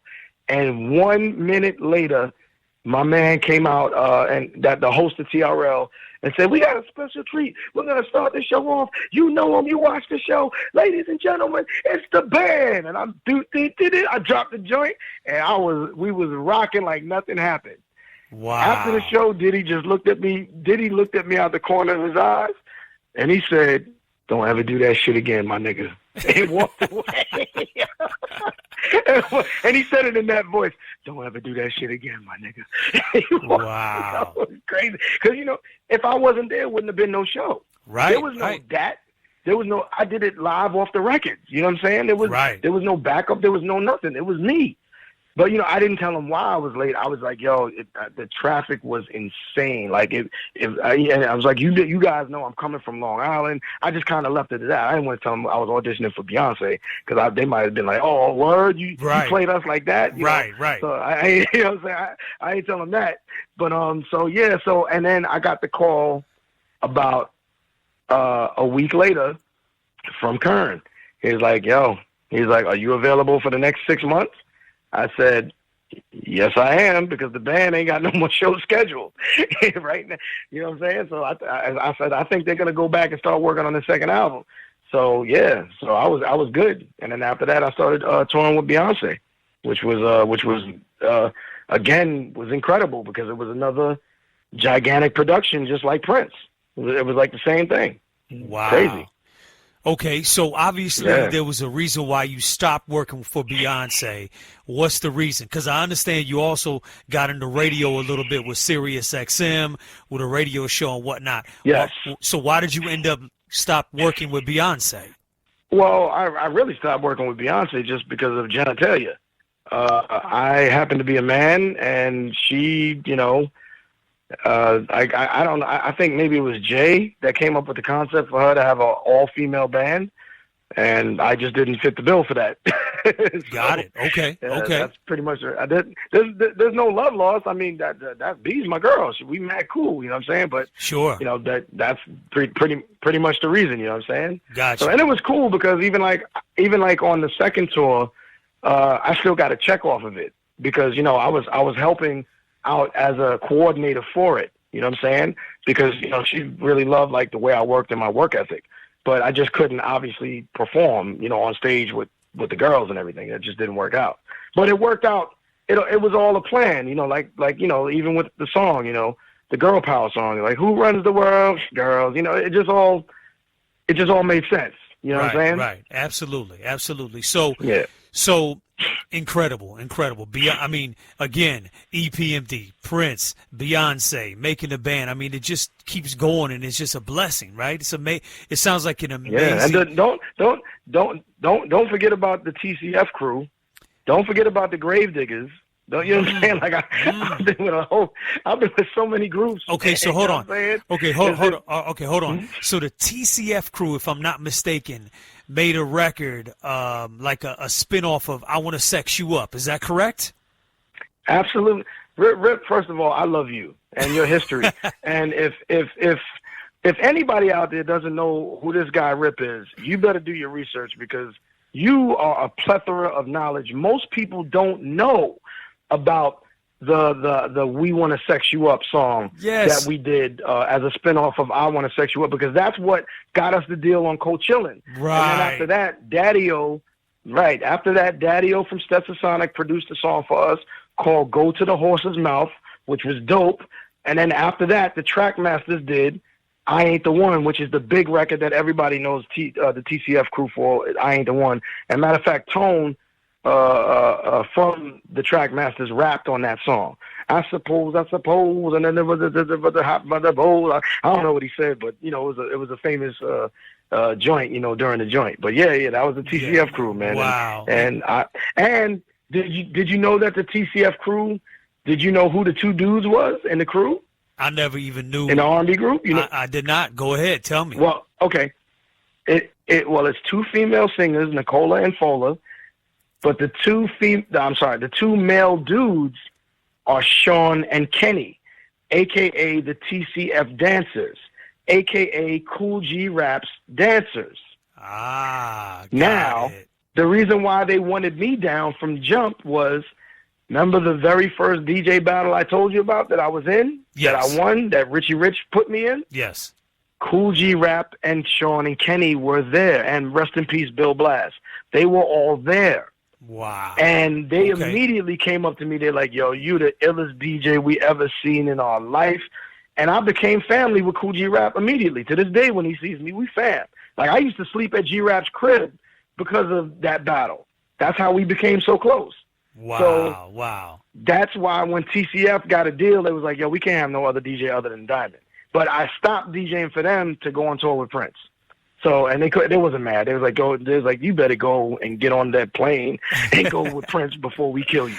I mean, it was. Yeah, no, go ahead. I'm sorry. I mean, there was nothing bigger than Prince. So, you did the right thing, no question. And yes, the TCF Crew, the I Want to Sex You Up flip, it was on Cold Chillin'. I remember the record very well. I got the record. Yes. So, okay, so that's incredible. That's another, that's another hidden gem, right? So, what about the Gravediggaz? So you were there, DJ, as well? Yes, absolutely. Okay, I'll tell you quickly how the Gravediggaz happened. The Gravediggaz happened because of one of my best friends. May he rest in peace. You know him as the Grim Reaper, but he's also known as Too Poetic. Yes. Now, the group he had was right. My boy, Poetic. The group he had was called Too Poetic. The first song he ever made was right around the time I made the Get Retarded, the Zoom Zoom Zoom record. He had a deal on Tommy Boy, and the record he made was called God Made Me Funky. So Too Poetic stood for one poetic MC with two DJs. He had my boy, DJ Chaos, the original DJ Chaos, who's down with my crew, the X-Men, and he also had my other brother, DJ Woody Wood. So it was Chaos, Woody Wood, and Poetic. And they made the song God Made Me Funky. I was friends with all of them. They knew about the tours I was doing over here. They knew about the battles and stuff. And it just so happened that after my record deal went south in '97, they had just did the album. And they had the single, the Bear Witness, as I exercise my exorcism, and the woo, and all that stuff. Right. So they had just did the joint. But Prince Paul was the DJ in the group. But Prince Paul couldn't go on the tour with them because he was in the middle of doing that Handsome Boy modeling deal.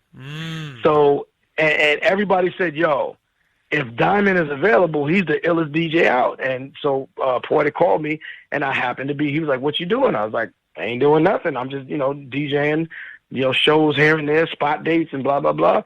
He's like, yo, you want to come on tours as the Gravediggaz DJ? I said, if you going, bet. I was like, I didn't know Fuquan. I didn't know RZA. You know what I'm saying? I didn't know Shabazz. I didn't know these guys. Right. But I knew Poetic.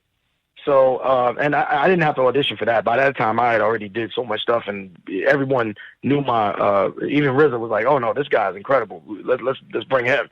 So I ended up being the tour DJ for 2 world tours with the Gravediggaz, with the first album and the Pick, the Sickle, and the Shovel. And actually, on the second album, I'm the guy who did the remix for Night the Earth Cried.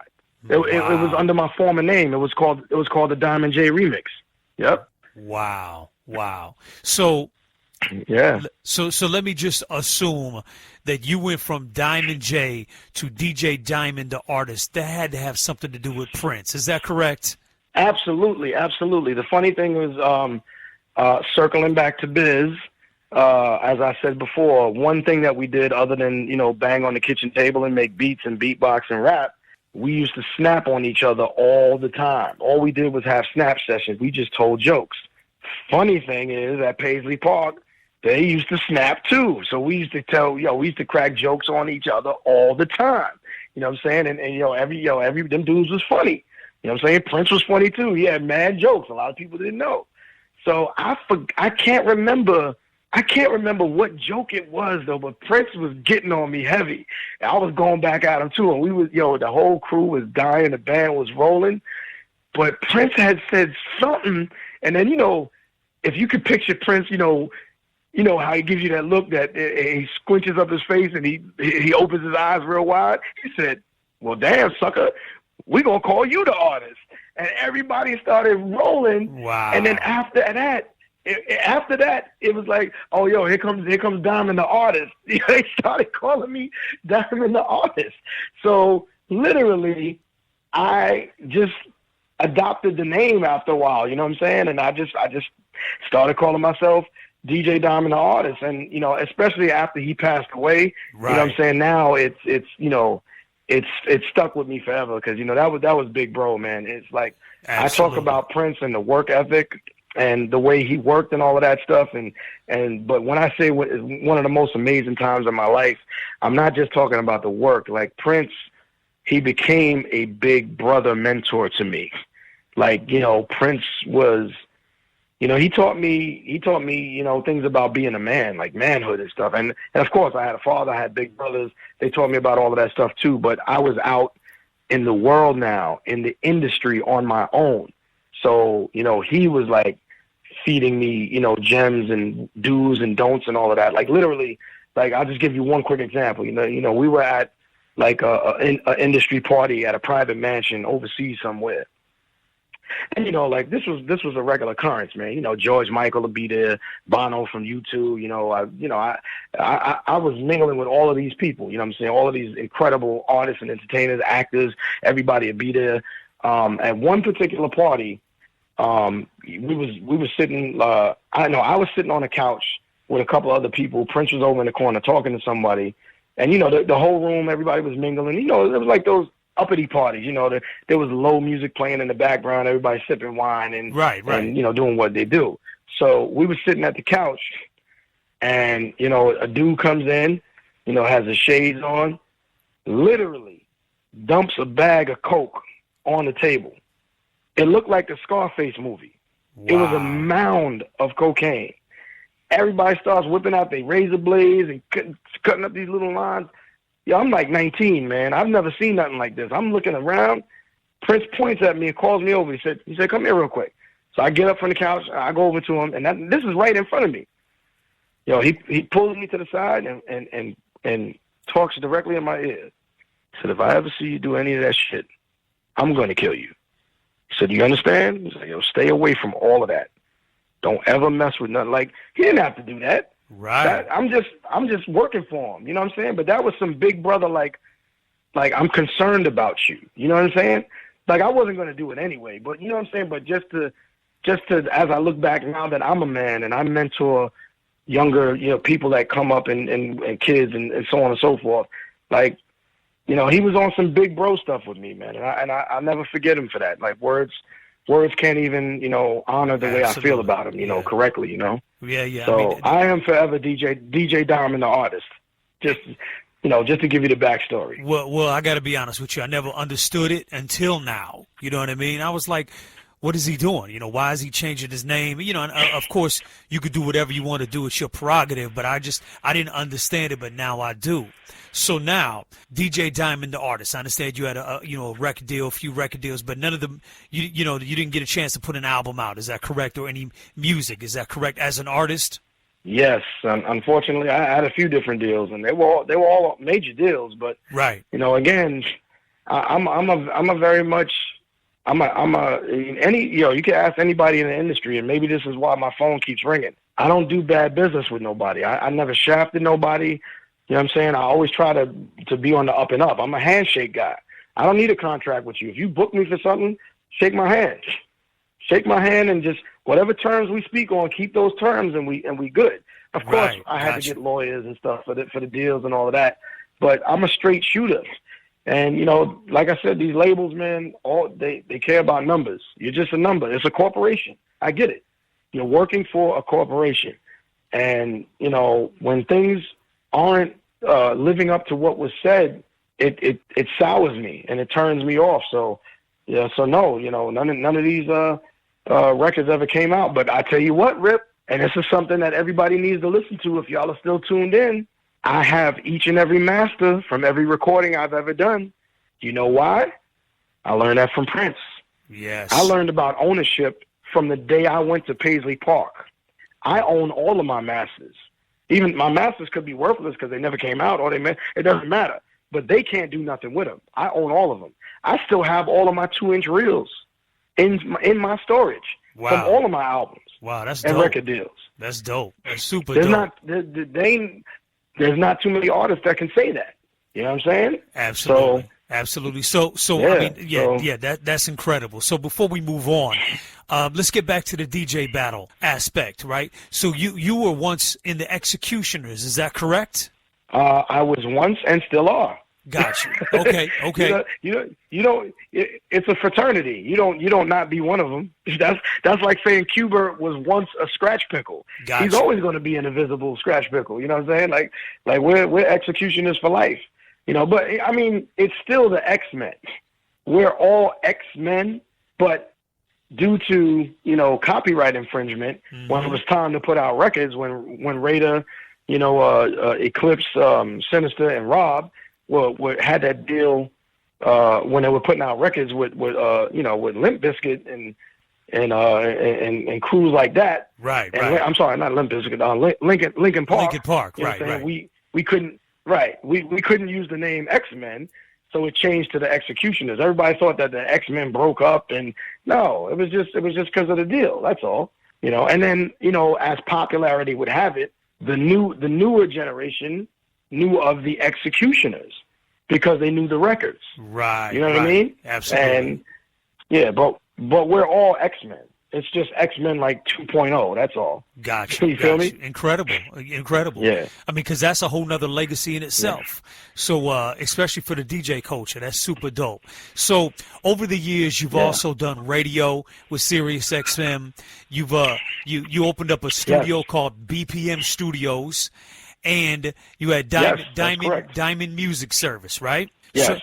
Yep. Absolutely. So talk to me just a little bit about, you know, what projects are you currently working on? Is BPM Studio still around? Diamond Music Service? Talk to me about your current projects and what you got going on right now. My current project is the album that may never come out. And let me explain behind that. Years ago, to me, it was definitely all about the album. But now it's really all about putting out quality singles, because I just see this more of the singles market. So I have an album ready, and I'm going to start dropping music in late September. I'm scheduled to start dropping music. The album itself is entitled Don't Label Me, ironically enough. Right. And it has two meanings. It has two meanings to it. The first meaning is I don't need a record label, you know, due to the grace of God. I'm rich. I've already got money, so I don't, you know what I'm saying? I don't need you for anything, especially with the digital age now. So if you see me signed to a label, just understand that they gave me a completely absurd amount of money. You know what I'm saying? Got you. But if it's not, I mean, if it's not, you know, if it's not money that's going to give me Tourette's, like, damn, you know what I'm saying? Then I'm not, you know, it's not going to happen. So that's the one aspect of Don't Label Me. The second meaning to the name is what it says. Don't label me. Meaning that there is a box that a lot of consumers put an artist in. Like, if you make a trap record, oh, he's a trap rapper. Or if you make a record about God, oh, he's a Christian rapper. But you know what I'm saying? Me, I'm the type of person, I make songs and I create songs however I wake up that day. You know, some days I might wake up, you know, and the first thing I might see on the news is my people being oppressed. So I may create a song, you know what I'm saying, talking about the issues that are going on today. I might wake up one day feeling a little frisky. So So I may make a song about, smashing chicks. I might wake up the next day and just be thankful that I woke up, and I might make a song about God. And then I might be feeling ratchet one day, and I might make a song that's a little ratchet. So the whole thing is, I don't want people to label me. Like, if you catch on to one song and you, love this song, don't expect my album to sound like that song. My album is going to sound like what an artist album should sound like, and that's an expression of themselves. And I express myself in many different creative ways. Like, literally, I just did a song that would never fit on a rap album. I did a song called Go Bananas, and I'm going to release that first because I did the song. The pandemic made me do this song. Okay. Because it's the energy that people have right now. Everybody has this pent-up energy. You know what I'm saying? And everybody just really wants to release it, and everybody just needs to go bananas. They just need to go outside and yell, run, jump, dance, sing. You know what I'm saying? We need that right now. So I created this song called Go Bananas for the pandemic. Now, it's definitely not the regular hip-hop record. It's literally, it's a very fast, ass-shaking, dance floor type of song. It's like somewhere between Jersey club music meets Fat Man Scoop. It's like one of those type of joints. I'm not even really dropping bars on it. I'm just, I'm doing it like LMFAO style, like just party style. You know what I'm saying? Okay. And but it works. I've played this record everywhere. I've played it in Miami. I've played it in Vegas. I've played it in in Long Island. I've played it in just like I've tested it, and the record, it shakes the floor everywhere that I play it. So I know I got something. Gotcha. So okay. I just did it because I know what the people need right now. They just need fun. They need to not think about, do I have to get this vaccine? Do I have to blah, blah, you know what I mean? Right, They need that. So, Absolutely. But again, I dropped the record in 2017. I don't know if you're aware of this. I dropped a joint called Respect the DJ. Now, if you play Go Bananas and then play Respect the DJ right behind this, unless you heard me say it out my mouth, you would never know the same guy made these two songs. Okay. Because they sound completely different, and I sound completely different on them because I have the ability to do voices as well. I can do voiceover work easily because it's just, I guess my vocal cords are designed that way. So I can sound pretty much like however I want to sound. Okay. Like literally, did you hear Respect the DJ or see the Respect the DJ video? I did not. I don't know if you did. I didn't. Okay, cool. You might. Well, I'm gonna have to send you the YouTube link when it's over. But I mean, anyone can go on my YouTube channel. Everything, all my social media is DJ Diamond the Artist. Gotcha. So you can go on my YouTube channel and the video will come right up. Wonderful. But like Respect the DJ, perfect example. I did that record for the culture, like strictly for the culture. Like you won't find it on Spotify, Apple Music, none of that. It only lives on YouTube. I didn't want to get paid from it. I didn't do it for monetization. I just did the record for the culture because I didn't like where the state of the DJ was going. The DJ was getting laughed at. Mm-hmm. It was starting to become a novelty, and I've worked too hard at my craft, and so many others have worked too hard and dedicated their lives to this to be laughed at, and to be like, oh, it's a fad. Like when you got Paris Hilton, getting all this wild money to DJ and all this other stuff. I'm like, nah, man, this is not. I'm not having that. So I had to do a record about just expressing myself about the state of the culture. And yeah, of course, I rhymed on it. I dropped jewels on it. You know what I'm saying? Right. But right. I rhymed on it. I produced on it. I produced it, and I scratched on it, and I engineered it, and I directed the video. So Now the song itself, like if you listen to the song, if you listen phonically to the song, it doesn't sound good. And I did that purposely. I made the song sound like I made it in like 1992. Even though I made it in 2017.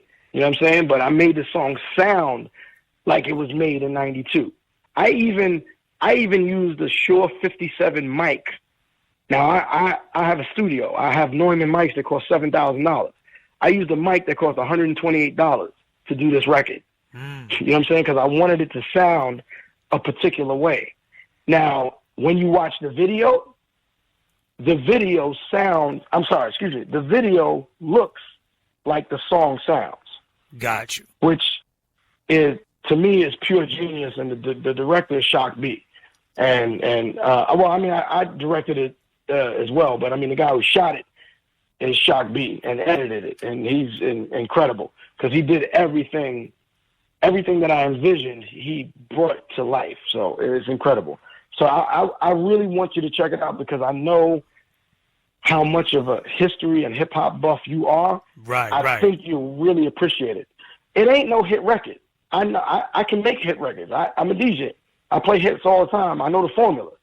This was not made for that. Gotcha. This was made strictly for the culture.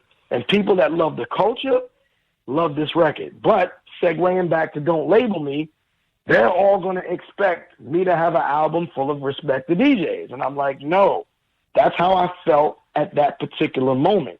That's why you have that song. So don't label me. Please don't put me in a box. Understand I am an artist. You're going to get all types of songs from me. Right. I don't care if you don't like all my songs. I don't care. But what I do want you to do, I just want you to love one of them. Gotcha. If you love one, I got you. Absolutely. So you know what I'm saying? Yeah. If you love one, I've done my job. If you love one, absolutely. You don't have to like them all. Just love one. Absolutely. Yeah. So I look forward to the new project from DJ Diamond, the artist. Don't label me, and that's the most current thing that you got coming out, right? Yeah, and that's going to be on my label, which is 5 Hot Entertainment, which is the number 5 HOTT Entertainment, and it could be / Def Squad. Because, you know, I partnered up with Eric with a few things as well. Right, so, right. You know, it could be, I mean, we're in talks about it, but, you know, Eric has the new deal with 300 Music, and he's got a lot of stuff going on. So absolutely. if he can't like put his best foot forward with it, then I'm going to move, you know, on my own. But of course, me and Eric still partners anyway, but it just won't work out for this particular situation. Absolutely. I know he has the Dynamic Duos album coming, which is going to be incredible as well. So speaking of Eric Sermon, you're currently back on tour with Epmd, doing shows. Thank God that, you know, we're back outside, right? So I got a question for you. What do you prefer? Do you prefer being a tour DJ, club DJ, radio DJ, or a producer? Well, I mean, you know, I know it all works together, but what do you like doing the most? Tour DJ, 100%. Because, man, there's too much stuff to talk about in my life. We'd have to do a 10-day interview. Right, it's crazy, but right. Like I was actually offered the job at Hot 97 before Funkmaster Flex. But I turned him down. To go on that Prince tour. You know what I'm saying? Because my mindset was, okay, DJ in a room with 4 walls and no windows, or go DJ in front of 70,000 people a night. Now, if I would have had a business manager, they probably would have said, go DJ in those 4 walls because you're going to reach 8 million people a night. I didn't see that. Right. I just saw me DJing in a cubicle. Where I couldn't touch. I like to touch the people. I like to, you know what I'm saying? I feed off of their energy. Absolutely. So I couldn't fathom that. But yeah, if I would have just been on there, I'm Diamond, Hot 97, I'm Diamond, Hot 97, I could have been the biggest thing moving in that area. But I'm not mad at it though, because I was able to do something I enjoyed, and I still made a whole lot of money, and I'm still relevant. So I'm not mad at the decision I made. It's just I prefer to be with the people. You know what I'm saying? Like that's always been I'm a people person. Absolutely. So that's always been my thing. So yeah, tour DJing will always win. Yeah, that will always win over everything. Absolutely. So you're a turntablist. Tell me what's your weapons of choice right now? I mean, when it comes to, you know, doing, you know, if I'm doing like acrobatic tricks and all of that, you know, fun, you know, turntable stuff, it's still Technique 1200s. They win. You know, they're still the best turntables to me. There's new turntables that are as good actually, but they won't last as long. Like nothing will last as long as a 1200. Right. Those things last 30, 40 years, like no problem. Absolutely. And as far as a mixer, I'm cool with mostly all of them. I like the Rain 70. I like the Rain 72. But to me, nothing beats the fader on the S9. The S9, that mag fader, that's the best fader going because you can actually adjust the tension of it. It's the greatest fader I've ever messed with. And then I have what do I have as well? I have the Native Instruments. I have the Z2, the Tractor Z2 mixer. That fader is incredible too. Yes. But yeah, my preference is the S9 or even the S11 because it has the same fader. So fader wise, they win. But the fader I like is weird. The fader I like more than all of them is the Rain 57. Of course. Which I still have two of them. I knew you were going to say that. 57 was fam, that 57 is butter. Yes. Why didn't they just take the 57 fader and put that in the 72? So you know what's interesting? That would have been the ultimate mixer. It is. What's interesting about... I'm sorry, what did you say? No, you're right, because what's interesting about that, two things is I agree, and I feel like that Rain 57 was like the holy grail, just like how the Technique 1200s are, right? So absolutely. And then I also tour with Grandmaster Flash, and I handle a lot of his business. And he still uses the Rain 57 on tour, and people keep asking me, why does he still use that old mixer? And it's simple. It's the fader. It's the fader. Yeah. You know what I mean? Butter, yo. Yeah, absolutely. Butter. No doubt about it. I have two of them that I don't. I don't even have a computer that has Scratch Live anymore. But I still keep those 57s because if I want to bring out the vinyl, I use them with vinyl. Like I love that mixer, yo. The Absolutely. 57 that was the game changer, bro. So absolutely, kudos to Grandmaster Flash. Yeah. Because I know, matter of fact, Flash had his own Rain mixer. He did. It was the Rain Empath. Right. Yeah. And he still goes back to the 57. So listen. So in closing, Diamond, I mean, this was a phenomenal interview because, I mean, listen, what's so dynamic about you and so iconic is there could be an Epmd biopic, a Prince biopic, Making the Band film, and you would end up being in all of them. They couldn't tell the story without you. You know what I mean? So, and not to mention, let's talk about the fact that hip hop, DJing has taken you from hip hop to Prince. So you're talking about R&B, you're talking about Making the Band with the pop world, you're talking about Beyonce, R&B, and pop music. And it's just so phenomenal. So salute to you, Diamond, because, I think you've had an incredible career and you're a dope DJ. So now, with that being said, before we get out of here, really quickly, can you give me one backstory from your career? One story from Prince. It could be from Epmd. Just, you've toured the world with some of the biggest artists. Can you just give me one quick story about you that someone might not know about? A story about me. I gotta think. An experience, something that happened on the road or something that happened in the studio, just something really quickly that someone would be like, wow, that is incredible. I didn't know that. All right. Well, people have asked me in the past what was my greatest moment in hip hop in my career. So I can. It's a tough one because there's actually two now. The most greatest unique moment was when I was with Prince. Was when I first, as I spoke before, when I went to Paisley Park for that first rehearsal. Really quickly, I was a kid from the hood, my turntables and stuff was flown there. They were sitting up on a riser when I got back to that, when I told you the back was like the size of an airplane hangar in the back of Paisley Park. So all the gear is up there. The band, they're starting to, tune their guitars and, test the drums and all that other stuff. So I walk up to the platform and the tech guys are like taking my wires, about to plug them up. I'm like, hey, yo, those are my wires. And he's like, no. He's like, I'm your tech. But I never had a tech. I didn't know what a tech was.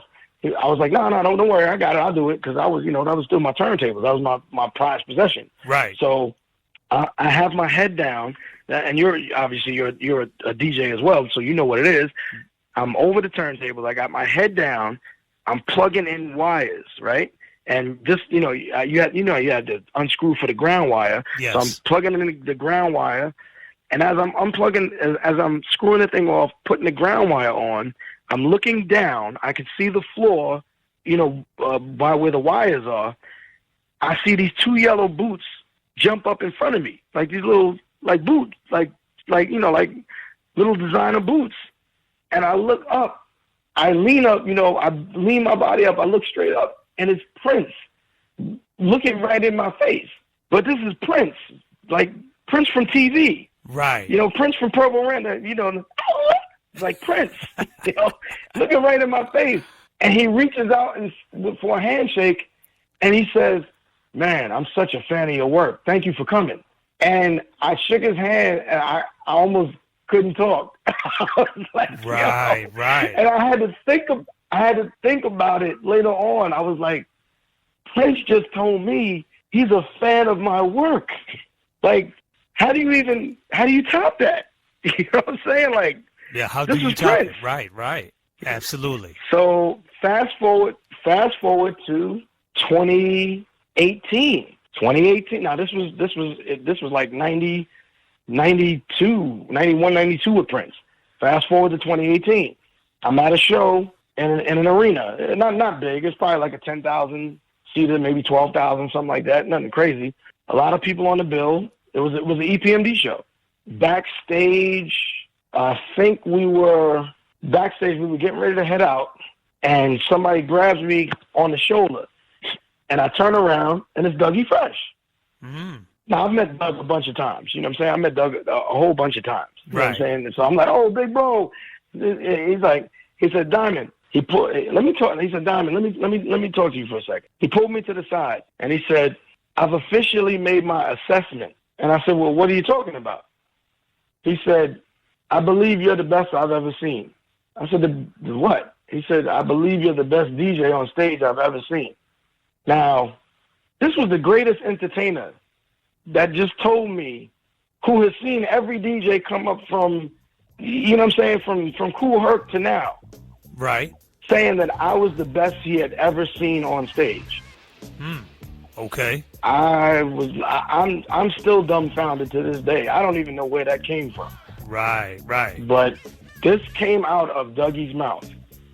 I was like, wow. I was like, are you kidding me? He was like, no. He was like, he said, I wanted to tell you this before, but I still wanted to see it. I still wanted to see you a few more times first. So he literally goes out into the show and watches me perform. You know what I'm saying? Gotcha. He'll just go out into the audience and be sitting somewhere, and he said, yeah. He said, I can confidently say that you're the best I've seen on stage in my whole career. Wow. I was like, wow.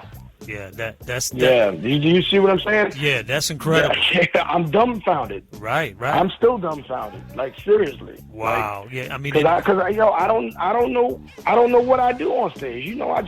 I just press go and I go. So I don't know what I do, but apparently it's working. So God is magnificent. Absolutely. Well, all I can say is you keep doing what you're doing, because I don't know how you top any of that if you tried, right?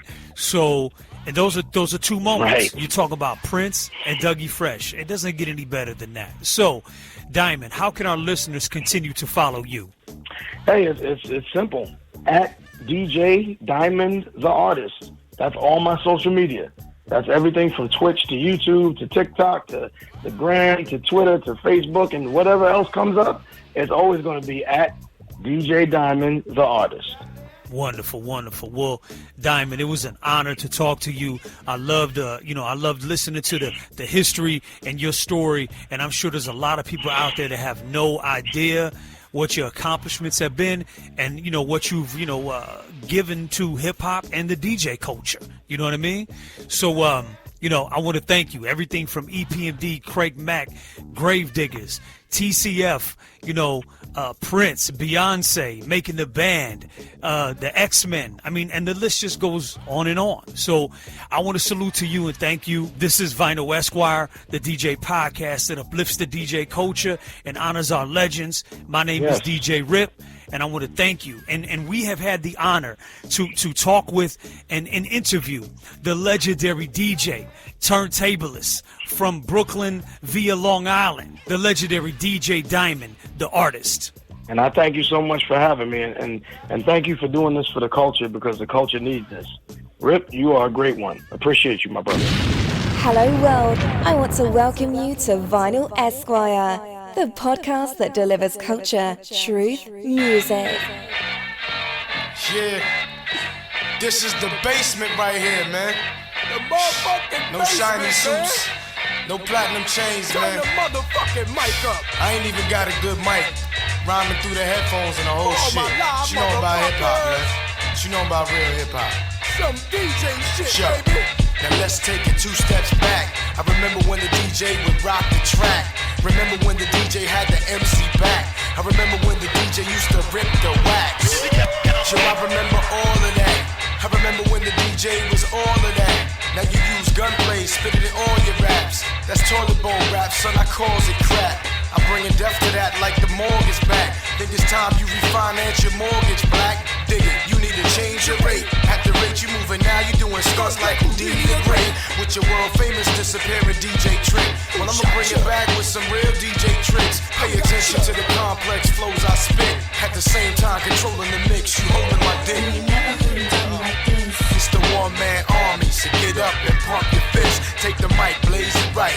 Grab the mixer, put my hand on the wax, and I'm out to twist you. It's the one-man army, so get up and pump your fist. Take the mic, blaze it right. Grab the mixer, get the fuck out my sight, cause I'm about to dish it. Now how come could this be the outcome? You tried to kill hip-hop like Martin and Malcolm. You thought you'd get away with this here. Bump that, it's old year. DJ Diamond ain't playing this year. You see me on MTV, but I was real before that. You know if you cop the mix CD, or if you came to the club, I get you